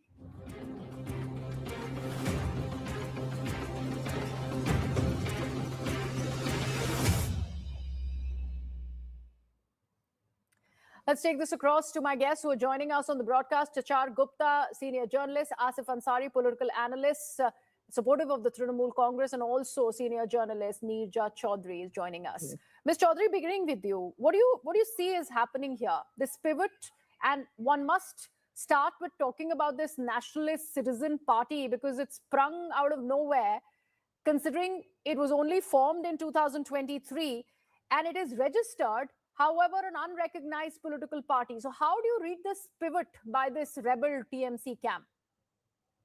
I think they're being very, very cautious because legally it is said, and certain Supreme Court judgments have also pointed to this, that not only do you need 2/3 to avoid disqualification, you need to merge in another party. So now, I mean, it's open to scrutiny by the courts. The whole thing will go to the Speaker's Court first, it will go to the judiciary second. That they know. Politically, the lines are very, very clear now. So I think they're being cautious. But the question that comes to my mind is, then once they merge into the NCPI, then will they not be called the NCPI? How do they retain their TMC tag? Because they merged into another party. Of course, they've also chosen not to merge in the BJP, even though they're going to be fully supporting the NDA and the leadership of the Prime Minister, that Kakoli Ghosh has made very clear again and again, and this whole group. Now, the idea is really, the plan is very clear. You know, the BJP and NDA would like a 2/3 majority by the monsoon session of Parliament. And there have been indications that they would like to pass the delimitation bill. And there are possibilities, if they do rustle up the numbers, that the women's reservation bill will come back for scrutiny and passage, you know, which was defeated in the April session earlier this year. And I think that being the case, of course, the TMC is one theatre of action that we are seeing. Another theatre of action is in Tamil Nadu, where the BJP is in talks with the DMK behind the scenes to address their concerns about delimitation. Okay, that will be a separate debate, ma'am, and that's interesting that you bring that up. Yes. No, but I'm saying, yes, as far as the 2/3 majority is concerned, it's not only the TMC. That is not going to suffice. And also another theatre in Maharashtra, where the Shiv Sena of Uddhav Thackeray is also under siege. Yes, it's also imploding. There was a meeting today. So the BJP is going all out to mobilize numbers and putting its weight behind and, you know, fueling the dissatisfaction, playing on the dissatisfaction in these parties to get the numbers on the NDA side. So that is the larger plan, obviously very clear, with the view to passing the women's reservation bill and the delimitation bill so that it can go through before 2029. And very important point, Tushar. Do you think that is why the Bharatiya Janata Party has stayed away from this debate? Because it is essentially a floor management on part of the BJP and eyeing not at Bengal, but at New Delhi, but at the numbers, increasing the heft of its treasury benches, because 20 TMC rebels, if at all they merge with the NCPI and then, you know, have this post-alliance with the BJP and come together with NDA, this is only going to increase the numbers, 20 extra for the BJP as far as the Lok Sabha is concerned. Oh, absolutely. I think the NDA is beginning to have a very strong cushion. They no longer just need to rely on JDU or Chandrababu Naidu. They have actually created a new cushion for themselves with 20 MPs in the Lok Sabha. But that's not the end of it. Even if I look at 2029 elections, of the 42 seats in West Bengal, BJP would want to win at least 32 seats. And that helps them diversify away from Uttar Pradesh and Bihar, where they want to cut their dependency on the 120 seats over there. So Bengal also gives them that greener pasture to explore in 29. However, coming back to what Neerja ji just said, think about this, Griha. 42 MPs, 22 of the DMK, 20 of the TMC for now. These are potentially lame ducks in the parliament. They have the membership, but their party doesn't have power.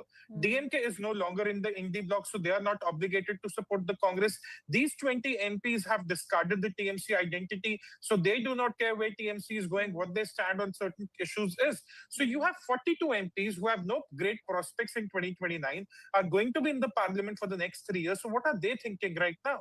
The BJP, by virtue of power, would want to exploit their utility when it comes to critical bills, when it comes to a potential constitutional amendment. And that is how politics works. That is politics 101. This is where I fault the Congress for going with the TVK and not sort of looking at the larger chessboard, but that's for another day. Right now, for the TMC, they have 2/3 of the MPs. Sure, the speaker will give his call, the judiciary will take his call. But I think Mamata Banerjee is now left with a party where she only has the symbol, the name, but not enough MPs. And one final point. Yes. If you look at the remaining 8 MPs, a couple of them are actually natural fits for the Congress. So you actually have to also consider the idea that of the remaining 8 MPs, will there be pressure on Abhishek Banerjee and Mamata Banerjee to sort of consider that merger with the Congress? Because come 2029, they also need that cadre. They need that party backing, because TMC right now in West Bengal, it seems no one wants to touch it. Current MPs or former MPs. Oh, absolutely. And that's a fair point that Tushar is making. Asif Ansari, Sonia Gandhi did make that offer to Mamata Banerjee to come join hands and merge with the Congress party, come together with the Congress party.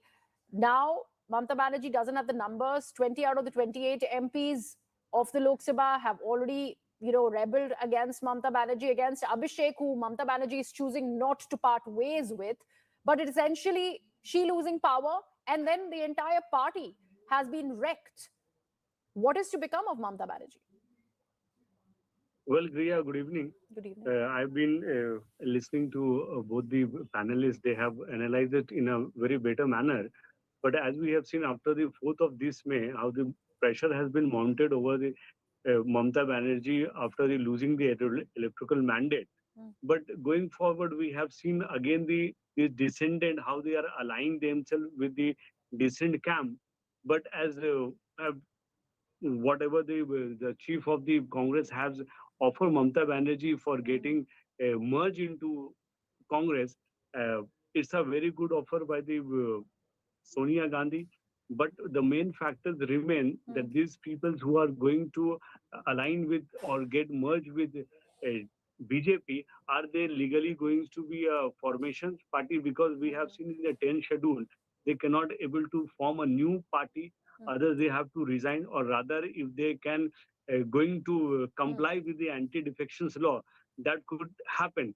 But again, the question which remains unsaid, that what Mamata Banerjee taking call of Sonia Gandhi, I think that will be a better option for Mamata Banerjee, because after the end of Congress in West Bengal, where the CPIM took the place, the late Siddhartha Shankar Roy Congress, the Congress been the headless party in West Bengal.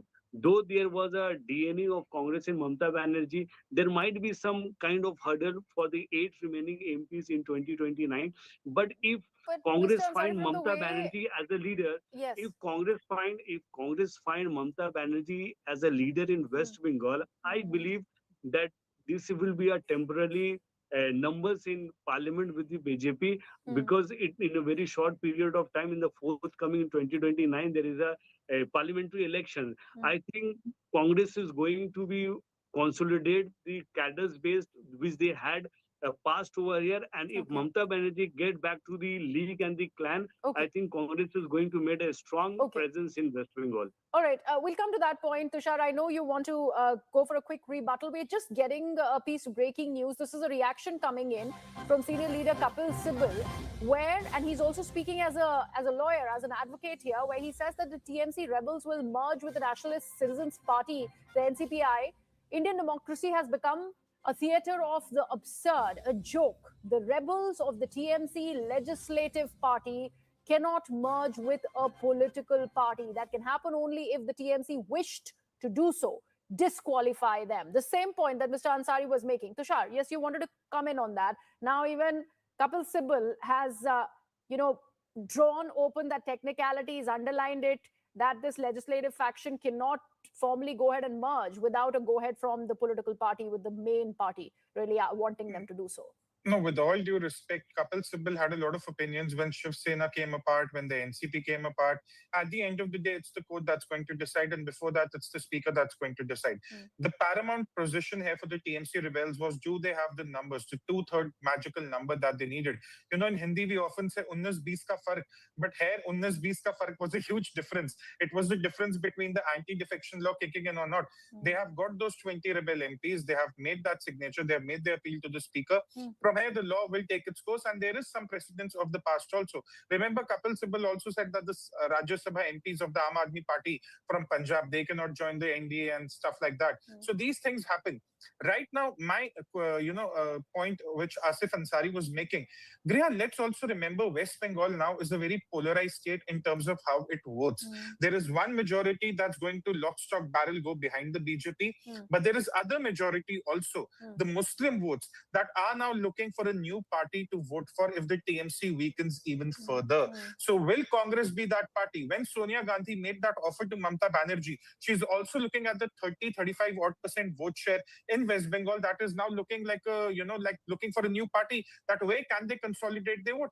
And we know that Muslims vote very strategically. That is their style. That is in the way they like to vote. So they would be also looking for that one primary party that can actually cater to their electoral interest, and possibly their Mamta Banerjee and Sonia Gandhi can work together for a mutual beneficial arrangement. So, Ms. Chaudhary, is this going to be good enough? These two tall leaders, if at all, eventually, and still everything is up for conjecture, that this merger does really happen. Sonia Gandhi, Mamta Banerjee together, will that be a good enough political heft as far as opposition is concerned in a state like West Bengal? Because from the numbers that you were talking about, the states that you were talking about, Tamil Nadu and Maharashtra, and the UBT faction also now imploding, the India bloc is decimating. And how? The BJP, and if at all we do point fingers at the Bharatiya Janata Party, is ensuring that there is no opposition remaining in the country. So what is the Congress going to do with some amount of numbers or a ground that it might gain in a state like West Bengal? Because opposition is really becoming like a pack of cards completely falling down. Yes, you know that you're pointing to fears of a one-party rule in India, but at least situation moving towards that. Whether it happens or not remains to be seen, but there'll be enormous pressure that the Congress moves towards Congress 2. And that is a bigger Congress, even though the Mamta Banerjee's party may be a rump, whether it's in the assembly in West Bengal or here in the Lok Sabha. But they will have to move towards the political compulsions being what they are, towards more greater association with each other, greater coordination, whether it's merger. Merger also has many difficulties. How they overcome that, I don't know. Will Mamta Banerjee report to a Rahul Gandhi? Very difficult. What happens to the money that the party has under their control if she merges her entity in the Congress party? I mean, those are things which can be surmounted.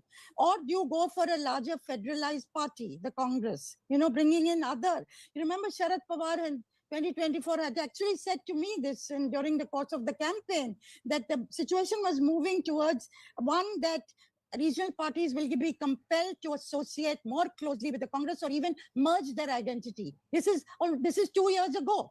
Now, NCP also, Sanjay Raut is not part of NCP, he was supposed to be close to Sharad Pawar. Rohit Pawar, his nephew, have also hinted at all this. So there is a lot of churn going on, whereas many MPs are moving towards the NDA and the Right, BJP. absolutely. We really have to see if there is an opposition that remains, and that's a fair point that Ms. Chaudhary is making. Yeah. Right, ma'am. Thank you so much for that. And unfortunately, I'll have to leave it at that. Mr. Ansari, Ms. Chaudhary, and Mr. Gupta, thank you so much for joining us on the broadcast and sharing your assessment of the situation. Like Ms. Chaudhary mentioned, it is still a churn that is going on. We'd have to wait till the two parties, the rebel faction and the original Trinamool, squares off against one another at the Speaker's chamber maybe tomorrow and see what happens. Good night and goodbye.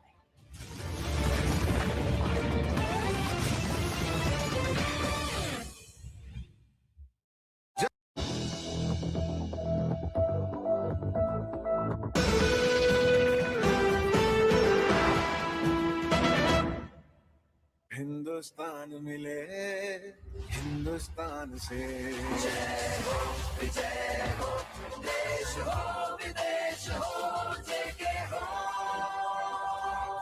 देश का tyre JK tyre is about this critical, crucial meeting. I know there are very strong and brave words coming in from many of the Uddhav Thackeray MPs, but do you get a sense that there's something which is not right happening? Well, the writing has been on the wall for quite some time as far as Uddhav Thackeray's party's fortune are really concerned. Given the fact that they were not able to get the numbers that they would have wanted in the assembly, they in fact played the Marathi card very, very effectively, but still that did not really happen. MP-wise, also there's been a lot of disenchantment that you have seen. People tell you privately that they do not feel the same energy that they felt, when the party was united. And they feel that Mr. Thackeray's priorities are completely misplaced as well. So one should not really be very, very surprised if this really happens. In the past also, Pallavi, when people go to the party platform and raise issues, they are told that you either come out and tell me that you're with me or not, do not lay any conditions.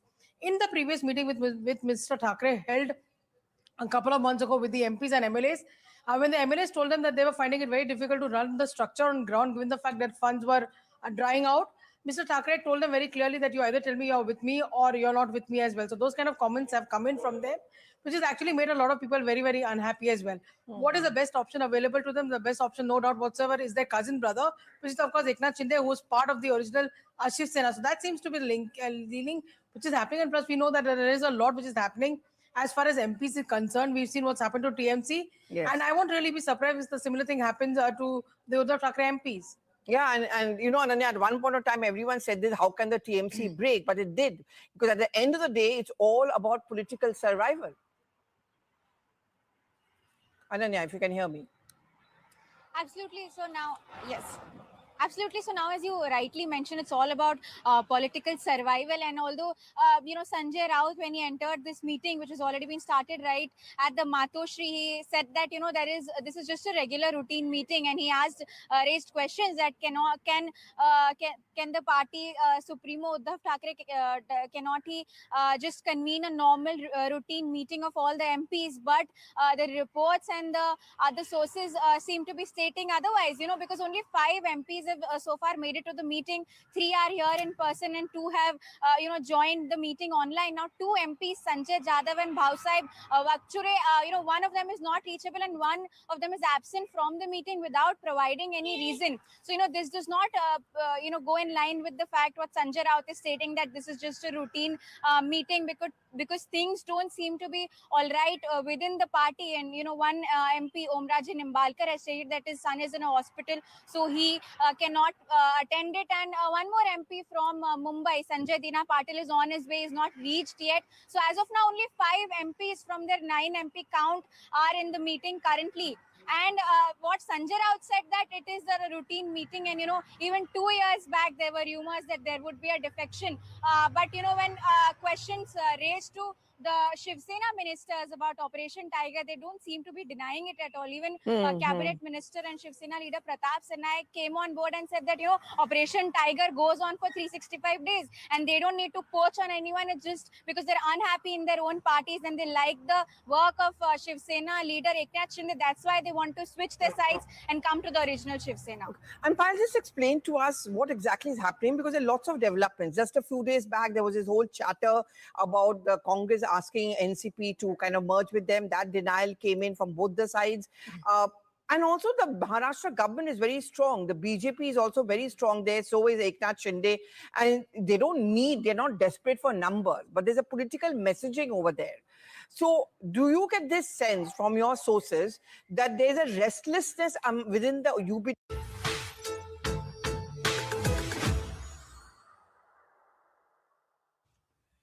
Namaste, Jai Hind, Vande Mataram. Welcome to yet another edition of Take 3. I'm Anand Narsimhan, with me Nalin Mehta and Rahul Shivshankar. And viewers, we're decided to get off the beaten track a little bit and talk about what's happening all around us. It's not about what's happening with Iran and the US, Israel. It's not about what's happening within the Trinamool. It's about an era where Bharat could see another spate or perhaps another round of a political churn. Now, in the past, we've seen that Congress became so big that there was nothing outside of the Congress. Whatever had to happen beyond fell out of the Congress. So there were leaders who broke away from the Congress to form perhaps the future of opposition on the political landscape. And they said, oh, these are all people who have, whatever classifications they were given. Now we are asking, is this an era of political startups where perhaps the person who had the first mover advantage and suddenly is also startup and blowout also has happened is the Aam Aadmi Party?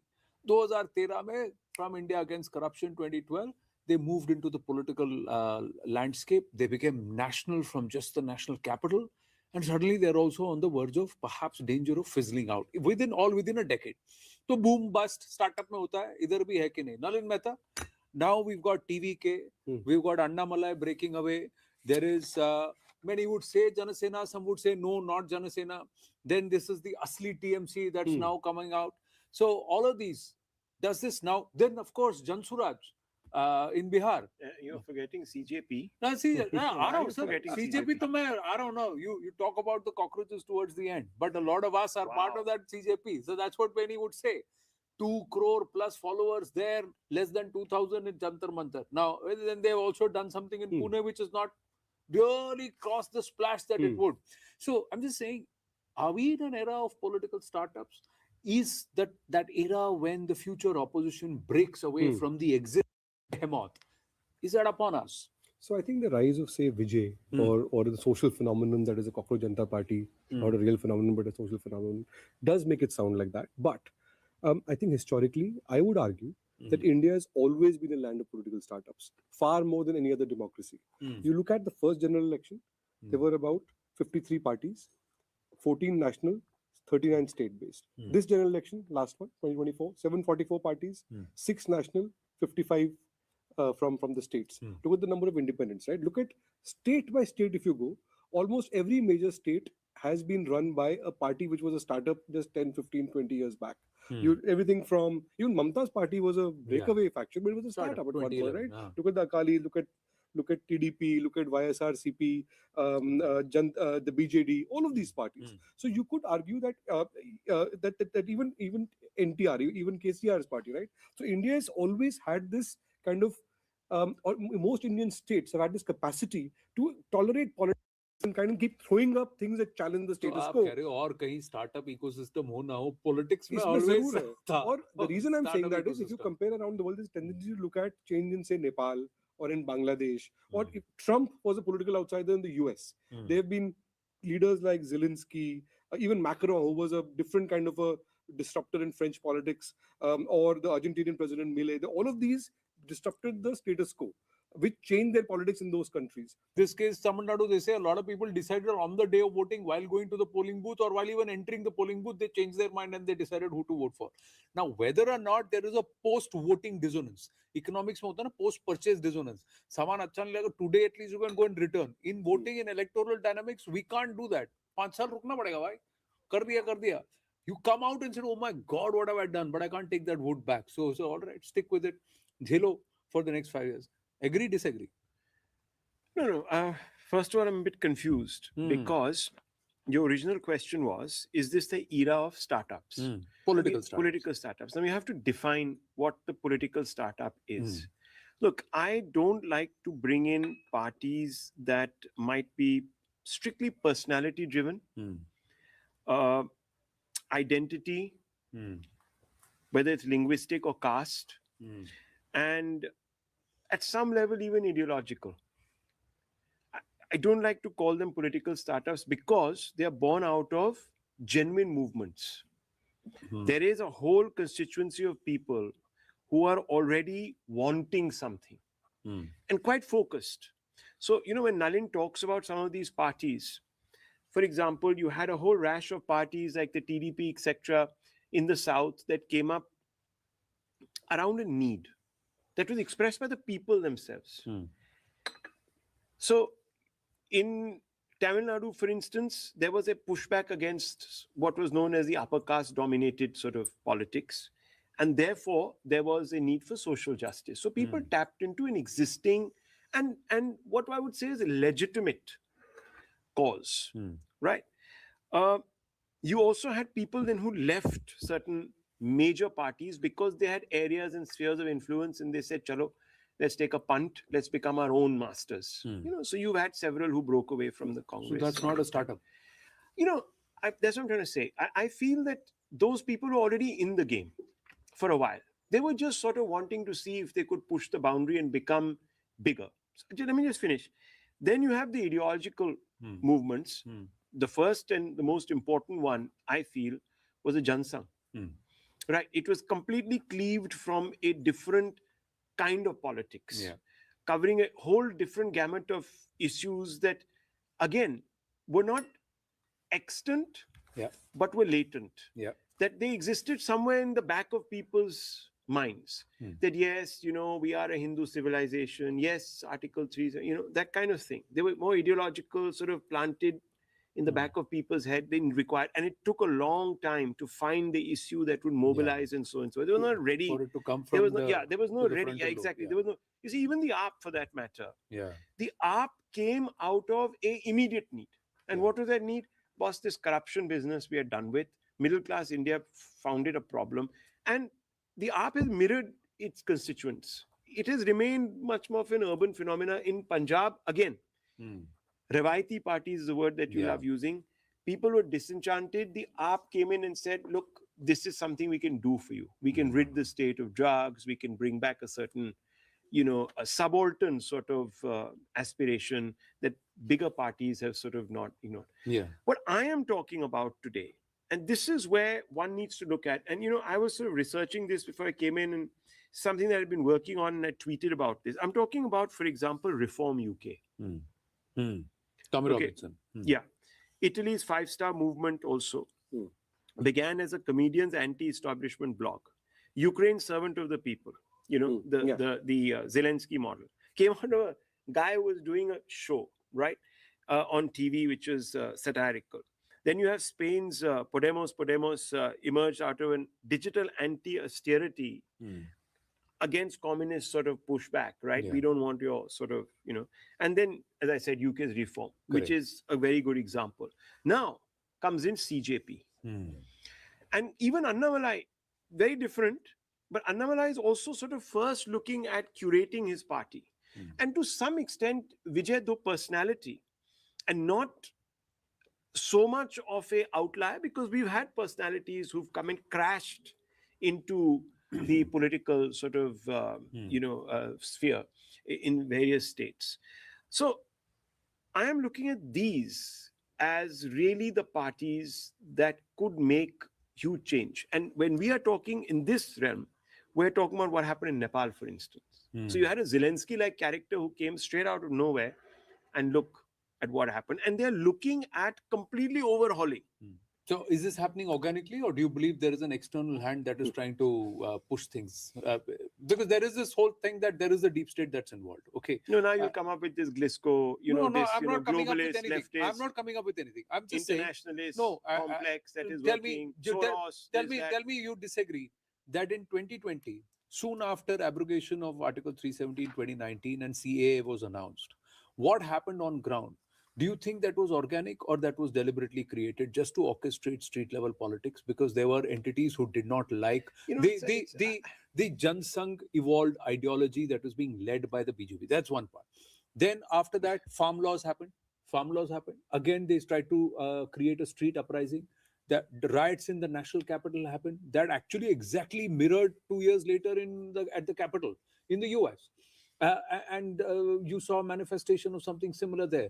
Now you're seeing this, a CJP so let coming me ask you, on. let me ask you a counter question immediately. So are you saying it's a deep state that's involved? If these were just sort of digital dust or things that were born out of some toolkit, then why did the farm laws, why were they revoked? Clearly there was a traction on the ground, my dear friend. My point is that, whether it is the 1960s in India or 70s, this foreign hand has lurked in every Democrat. Every Democrat, mainstream political it taps party. into what it feels is a sentiment on ground, which it can tap into. What I'm trying to say is that every prime minister who has found themselves a little beleaguered, and if there is something that erupts, people say, oh, foreign hand. It's been, this word is not the coinage of today. The foreign hand was coined by Indira, and before her, There were, from the 70s, it's been called the yeah, it's been called. Even But Sardar are you Patel, trying to say it doesn't even exist? Sardar No, Patel, are you trying to say it does not exist? Or are you trying to say that you cannot give it more credit or too much of weightage to say that's the only reason? No, I feel that, look, the CJP, now, look, I don't know about this guy, this Dupke, whatever his name is, wherever he's come from. He might be an old hand, whatever. I don't really care, right? Because now people are saying their photos with Modi and him and all of that. So all I'm saying is that I feel that there is a whole section of restive Indians, right, who are looking for something different. Now, I'm not saying this is not something that their aspirations can't be accommodated within the existing political structure in India. I think we are unique there. I think our democracy is representative enough. I don't think we are Bangladesh or even Pakistan or XYZ. I was about to come to that in a bit. So, but to discount that and say, oh, foreign hand, some Glisco, some no, old, I'm codger not like Soros I'm is not discounting creating everything. I'm not discounting. I'm just saying, should you not apportion equal weights and say that there are entities who want to dislodge, disrupt, and destabilize the way the democratic structure works in a certain moment? A nation like ours, which is so big and so huge and can influence if it rises, how do I destabilize it? How do I keep it always unstable? So let's tap into a latent need inside. If there is a restive audience, let's pump in funds, let's create something that will trigger this. So is that a possibility? One. So whether that happens or not, people try various things. I think this country is far more mature than, or far more stronger than, that it won't just get toppled over by some external conspiracy. And I think those who believe in that too much, I think maybe underestimating this country's resilience. The point I want to pick up Resilience and also I want to pick up something diversity. from what Rahul said about this notion of discontent. Is there a large number of people in this country who want to change the status quo, especially under 35 or under 40? Tamil Nadu certainly shows that, right? But is that replicable in every state? Is that replicable at a national level? I think that's the question to look at. Right? That's where Rahul is coming from. Yeah, the other thing, just putting a qualifier that when we take Ukraine, Bangladesh, Sri Lanka, they are largely uniform entities in terms of ethnicity, language, what is thought process. They are not as diverse, as complex, as complicated, and as layered as Bharat is. So there is a difference. So one of the reasons why we've had a spate of political startups around the world in the last, say, 10 years has been because digitization or digital tech has leveled the playing field. So, the advantages that the incumbents had, the incumbent political parties had, they have become far less important compared to, because you now have a public megaphone. So Rahul gives some examples, let me add some more. Trump was an insurgency in American politics. Reform parties mentioned. Argentina, there's been a thing. Ukraine, 5-star. El Salvador, there's been a whole thing. Long before that, we saw the Arab Spring, which then failed. And all of these are kind of, there's been a spate of that since the rise of social media, right? So therefore, it's much more easier to do that. In India, that has not happened, not on scale, right? And there are specific conditions that are required to do that. When, for example, what Vijay has done in Tamil Nadu, Prashant Kishore tried to do exactly the same thing in Bihar. He was saying that, look, status quo is over. These parties are all the same, and this form of politics is over. Give a chance to a newcomer. What happened? He got nothing. So the differentiator, I think, between Tamil Nadu and Bihar, and that's an important differentiator, is that people essentially depend on the credibility of the key people. So people saw the BJP and the JDU together as being more credible than anybody else. In Tamil Nadu, they didn't see DMK and ADMK as being more credible. Tamil Nadu also had a necessary condition that it has a lineage of charismatic politicians, film politics, of films being a grammar of politics in a way that wasn't there earlier. I slightly disagree, just marginally. All those points are fair. But you see, we're talking about a new age of mobilization, digital mobilization. See, earlier, the distance between the leader and his audience was still quite great spatially, right? Today, that distance, boss, is as far as I can see into my phone. Correct. That leader is popping up on my phone. Right? And I'm sitting in my little cyber bubble at home, in a echo chamber that is feeding me on loop constantly, the algorithm, and is confirming my biases constantly by feeding me that same stuff. So nuances, of that same message are coming back to me, and it's in my hand. So why and is that? I'm internalizing it. Yeah. In Tamil Nadu, digital penetration is much greater than in Bihar. Yeah. See, in India, we've been a bit lucky. Yeah. Digital penetration is not so great. Look at Britain. Again, varied political culture. There were at least 4 national parties. There's the Labour, there's the Conservatives, the Lib Dems, the Greens, the Scottish. So there were 4 or 5 parties. It's not as if they had or lacked competition or lacked alternatives and options. The point is that reform, which is set to sweep, has started purely pushing out content which was targeted against immigrants, and it has become so viral because it is completely feeding a base instinct. No, right? It may feed a base instinct, but unless that reel connects with my real life experience, is it really going to manifest? That's my question. Look at Vijay. You yourself said, "Arey, ye to bahari nahi aata." He doesn't come out to.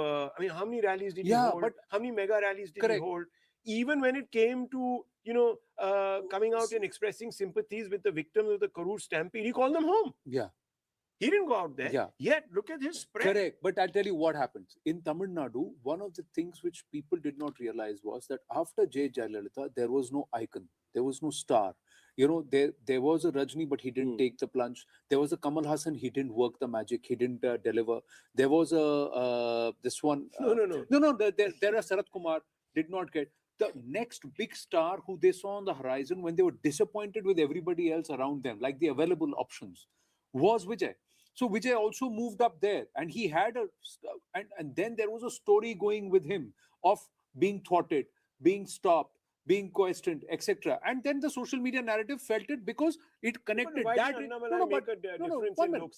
One minute. That reel on ground with the real connected. I'll tell you what, Annamalai made a difference on ground, but Annamalai seeded. He had just seeded it. He had not germinated the whole idea. Between 24 and 26, that idea was germinated. It was Vijay who walked away with the sapling. I think there is a... That's what happened. That's exactly what happened. Again, I disagree slightly. I think Annamalai was onto something. You're right.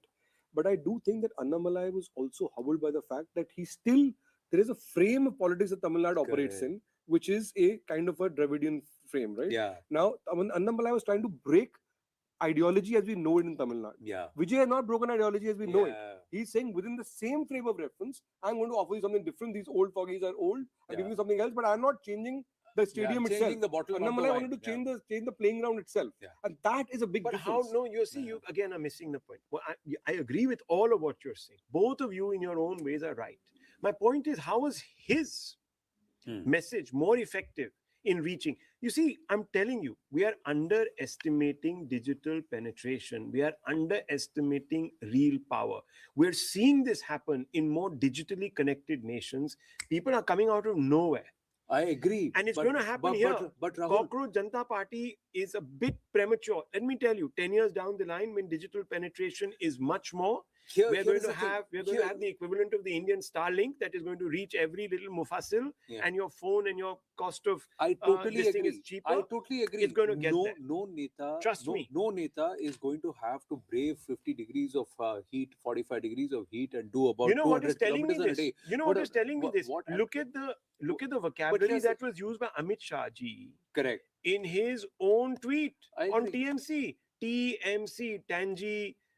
Something so something they are all going crunchy. to see. Let's not forget the numbers. 2029 Lok Sabha election, 18 to 39-year-olds are going to be 53 to 54% of the overall voter base, Rahul. So all netas, all political parties will have to speak to that audience. I mean, the Jhanwari thing was what? Correct. But here's perhaps also let's concede there. I'm just saying no political party, unless they have clear mandate of you took the example of Jansangh. Jansangh, not just ideology, they had clarity.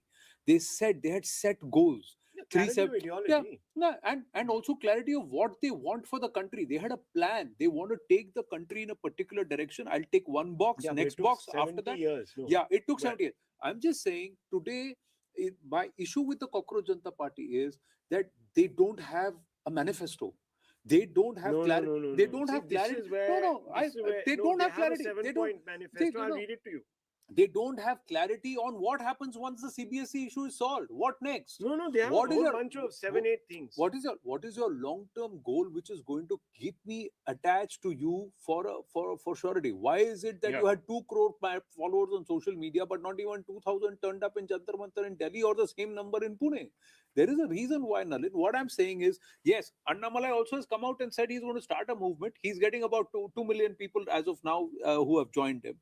But he's taking his time. He's not jumping in and saying, "Oh, I am getting this." He's got to get clarity. He's got to come back and come with a clear plan. But he's also talked about digital. That moves away from Vijay. But yes, what is he doing? He's also using the digital platform. He's not using traditional legacy media. He's using digital platform. He's going to engage by social media. And I totally agree with you that in the future, this platform, our phone, social media is going to try and direct narratives or perhaps decide fates of politicians and political parties. It'll happen sooner than later. But political parties and netas or whoever want to use this platform need to have a plan. Or do they not even need that plan? No, you need a plan because see, can they just come and look good, send 5 wheels and tap into one dissonance and then by dismissing the fact that the CJP has no plan. The CJP has a plan. It's just that unfortunately. You see, the problem with the CJP and the other point is, can somebody sitting somewhere else in the world who's rejected this country and gotten out of this country decide what this country is going to do, or should they need to come and be in this country? Problem. The credibility as an entity, it's an inchoate entity. Exactly. Right? But I don't think that matters anymore. No, it matters in the sense for conversion of a particular sentiment into votes, into reality on the ground, beyond the digital ether, if you like. You need some kind of a. But when the AAP came up, where was its cadre? When I'm not saying the cadre. When TVK has come out, where is the cadre? And where is the Everyone substance? kept saying, "Oh, you need a cadre." What's the substance and what's the you don't need a cadre. What's the goal? You need to create a cadre, but you need a central structure. sort of nucleus, if you like. Yeah. When AAP came up, there was a whole bunch of social leaders who stood with AAP at the center. And who had been many of active them in then public later life in left. the past. They later left AAP. Many of them. But the right wing was supporting AAP at that point. The RSS was supporting AAP, not AAP as an entity, but the movement. India Against Corruption. Right IAC. before that. It was backing IAC. When India Against Corruption also had leaders from both left and right, many of them later left. Correct. But it was Kejriwal who then carried it on. We have not reached that point in CJP yet. We may or may not ever reach that. But it needs that in the center. I'll tell you what. I'd rather globally. And finally, I'm just saying. Globally, That 17-year-old boy Sarthak. Please tell me what you think on this. Globally, these meme movements have led to mobilization, have led to then cadre, have led to then power. Okay, you're writing it off even before it is taking. No, I'm not writing it off. I'm not writing it off. What I'm trying to say I'm not is, talking about the CJP. I'm saying you're writing off such movements, inchoate movements, movements that also have a slight anarchic edge. Remember, this whole generation that is growing up doesn't know anarchy. India has had remarkable, and I hope, I hope God is watching and He extends this for another 50 years. We've had unparalleled stability in this country. Correct. Okay, there have been instances, but not of the kind, especially not after the Mandal agitation. I don't remember anything that has racked the country in such a way. Even the Ram Janambhoomi movement was confined to a couple of 3 Hindi belt states, and it didn't lead to, because it was appealing to a peaceful and so it's not permanently anarchic. Even if you have a certain semblance or certain things going disruption here and there, it's not pan Bharat, because Bharat is so diverse and so complex and so layered that it's not going to be easy. But my humble request to everybody, whoever is this generation, and we're not. 2 communists have come up in America, my dear friend. See, and both of them there's are got to from be the space. subcontinent. No, there's got to have be Indian roots. There's got to be space for, and the left is, as a political party, the left movement is not dead. It's on the wane right now. It'll go back No, up. it's not. That's I mean, it's globally, cyclical. the left is making a return now, and there It'll- are young communists that are appearing. It will make it will come, no, because when the pendulum swings this way, it'll come back here, and then That's it'll true. eventually come this way. What I'm trying to say is 17-year-old Sarthak showed how social media can be used to ensure the system works for the people and doesn't take the people for granted. What I would like to see is this generation using social media to hold power to account or the system to account in the rightful manner and not just a random. No, what is the rightful manner? That is a conservative point of view. No, I'm just saying, what I'm saying. Not just a random reel-based frenzy. Who defines not just that? a random reel-based frenzy which you're just trying to mobilize. So you have no but clue what why. else will you Why do are but you post a mobilized? reel? Anand, that's the thing. What we need is I'm just saying 28-year-old politics- on this table.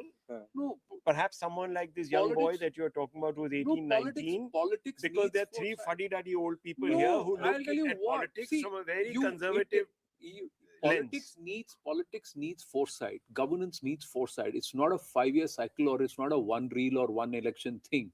The next 5 years, you have the nation. If you are voted to power, the next 5 years, you've got the fortunes of the state in your hand or the country in your hand. Fundamental It's not problem a is joke. that digital tech has democratized access so much that there's been an explosion of aspiration.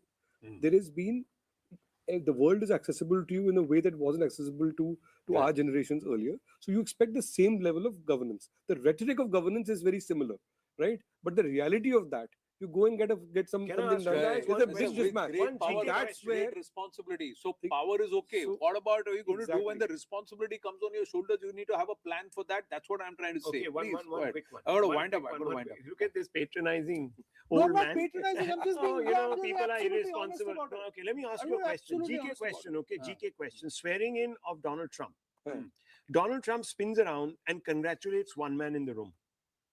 Do you know who it was?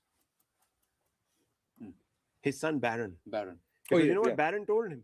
Barron told him, go not to traditional media. Go to young startups, digital startups. Get your message across. When Lok Sabha 2024, when he tried to do the same thing here, the numbers actually went down. So, Bharat is not the US, Bharat is not Ukraine, Bharat is not Not right Bangladesh, now. Pakistan or Sri Lanka. No, What we'll I'm never be Bangladesh what and I'm trying to Pakistan, say, but- there is something layered and innate that the real has to match the real in terms of problem and opportunity. And unless we are able to bridge that, this generation also, if you want to jump in, please do. But think carefully that when the responsibility rests on your shoulder, you got 5 years, and it's a whole weight of a That's the nation. nature Okay. of youth, right? Anyway, we got to wind up. We got to wind up. People under 30 shouldn't be allowed to vote. All right. Thank Oh you. my God. Thank you. Thank you very much. Thank you.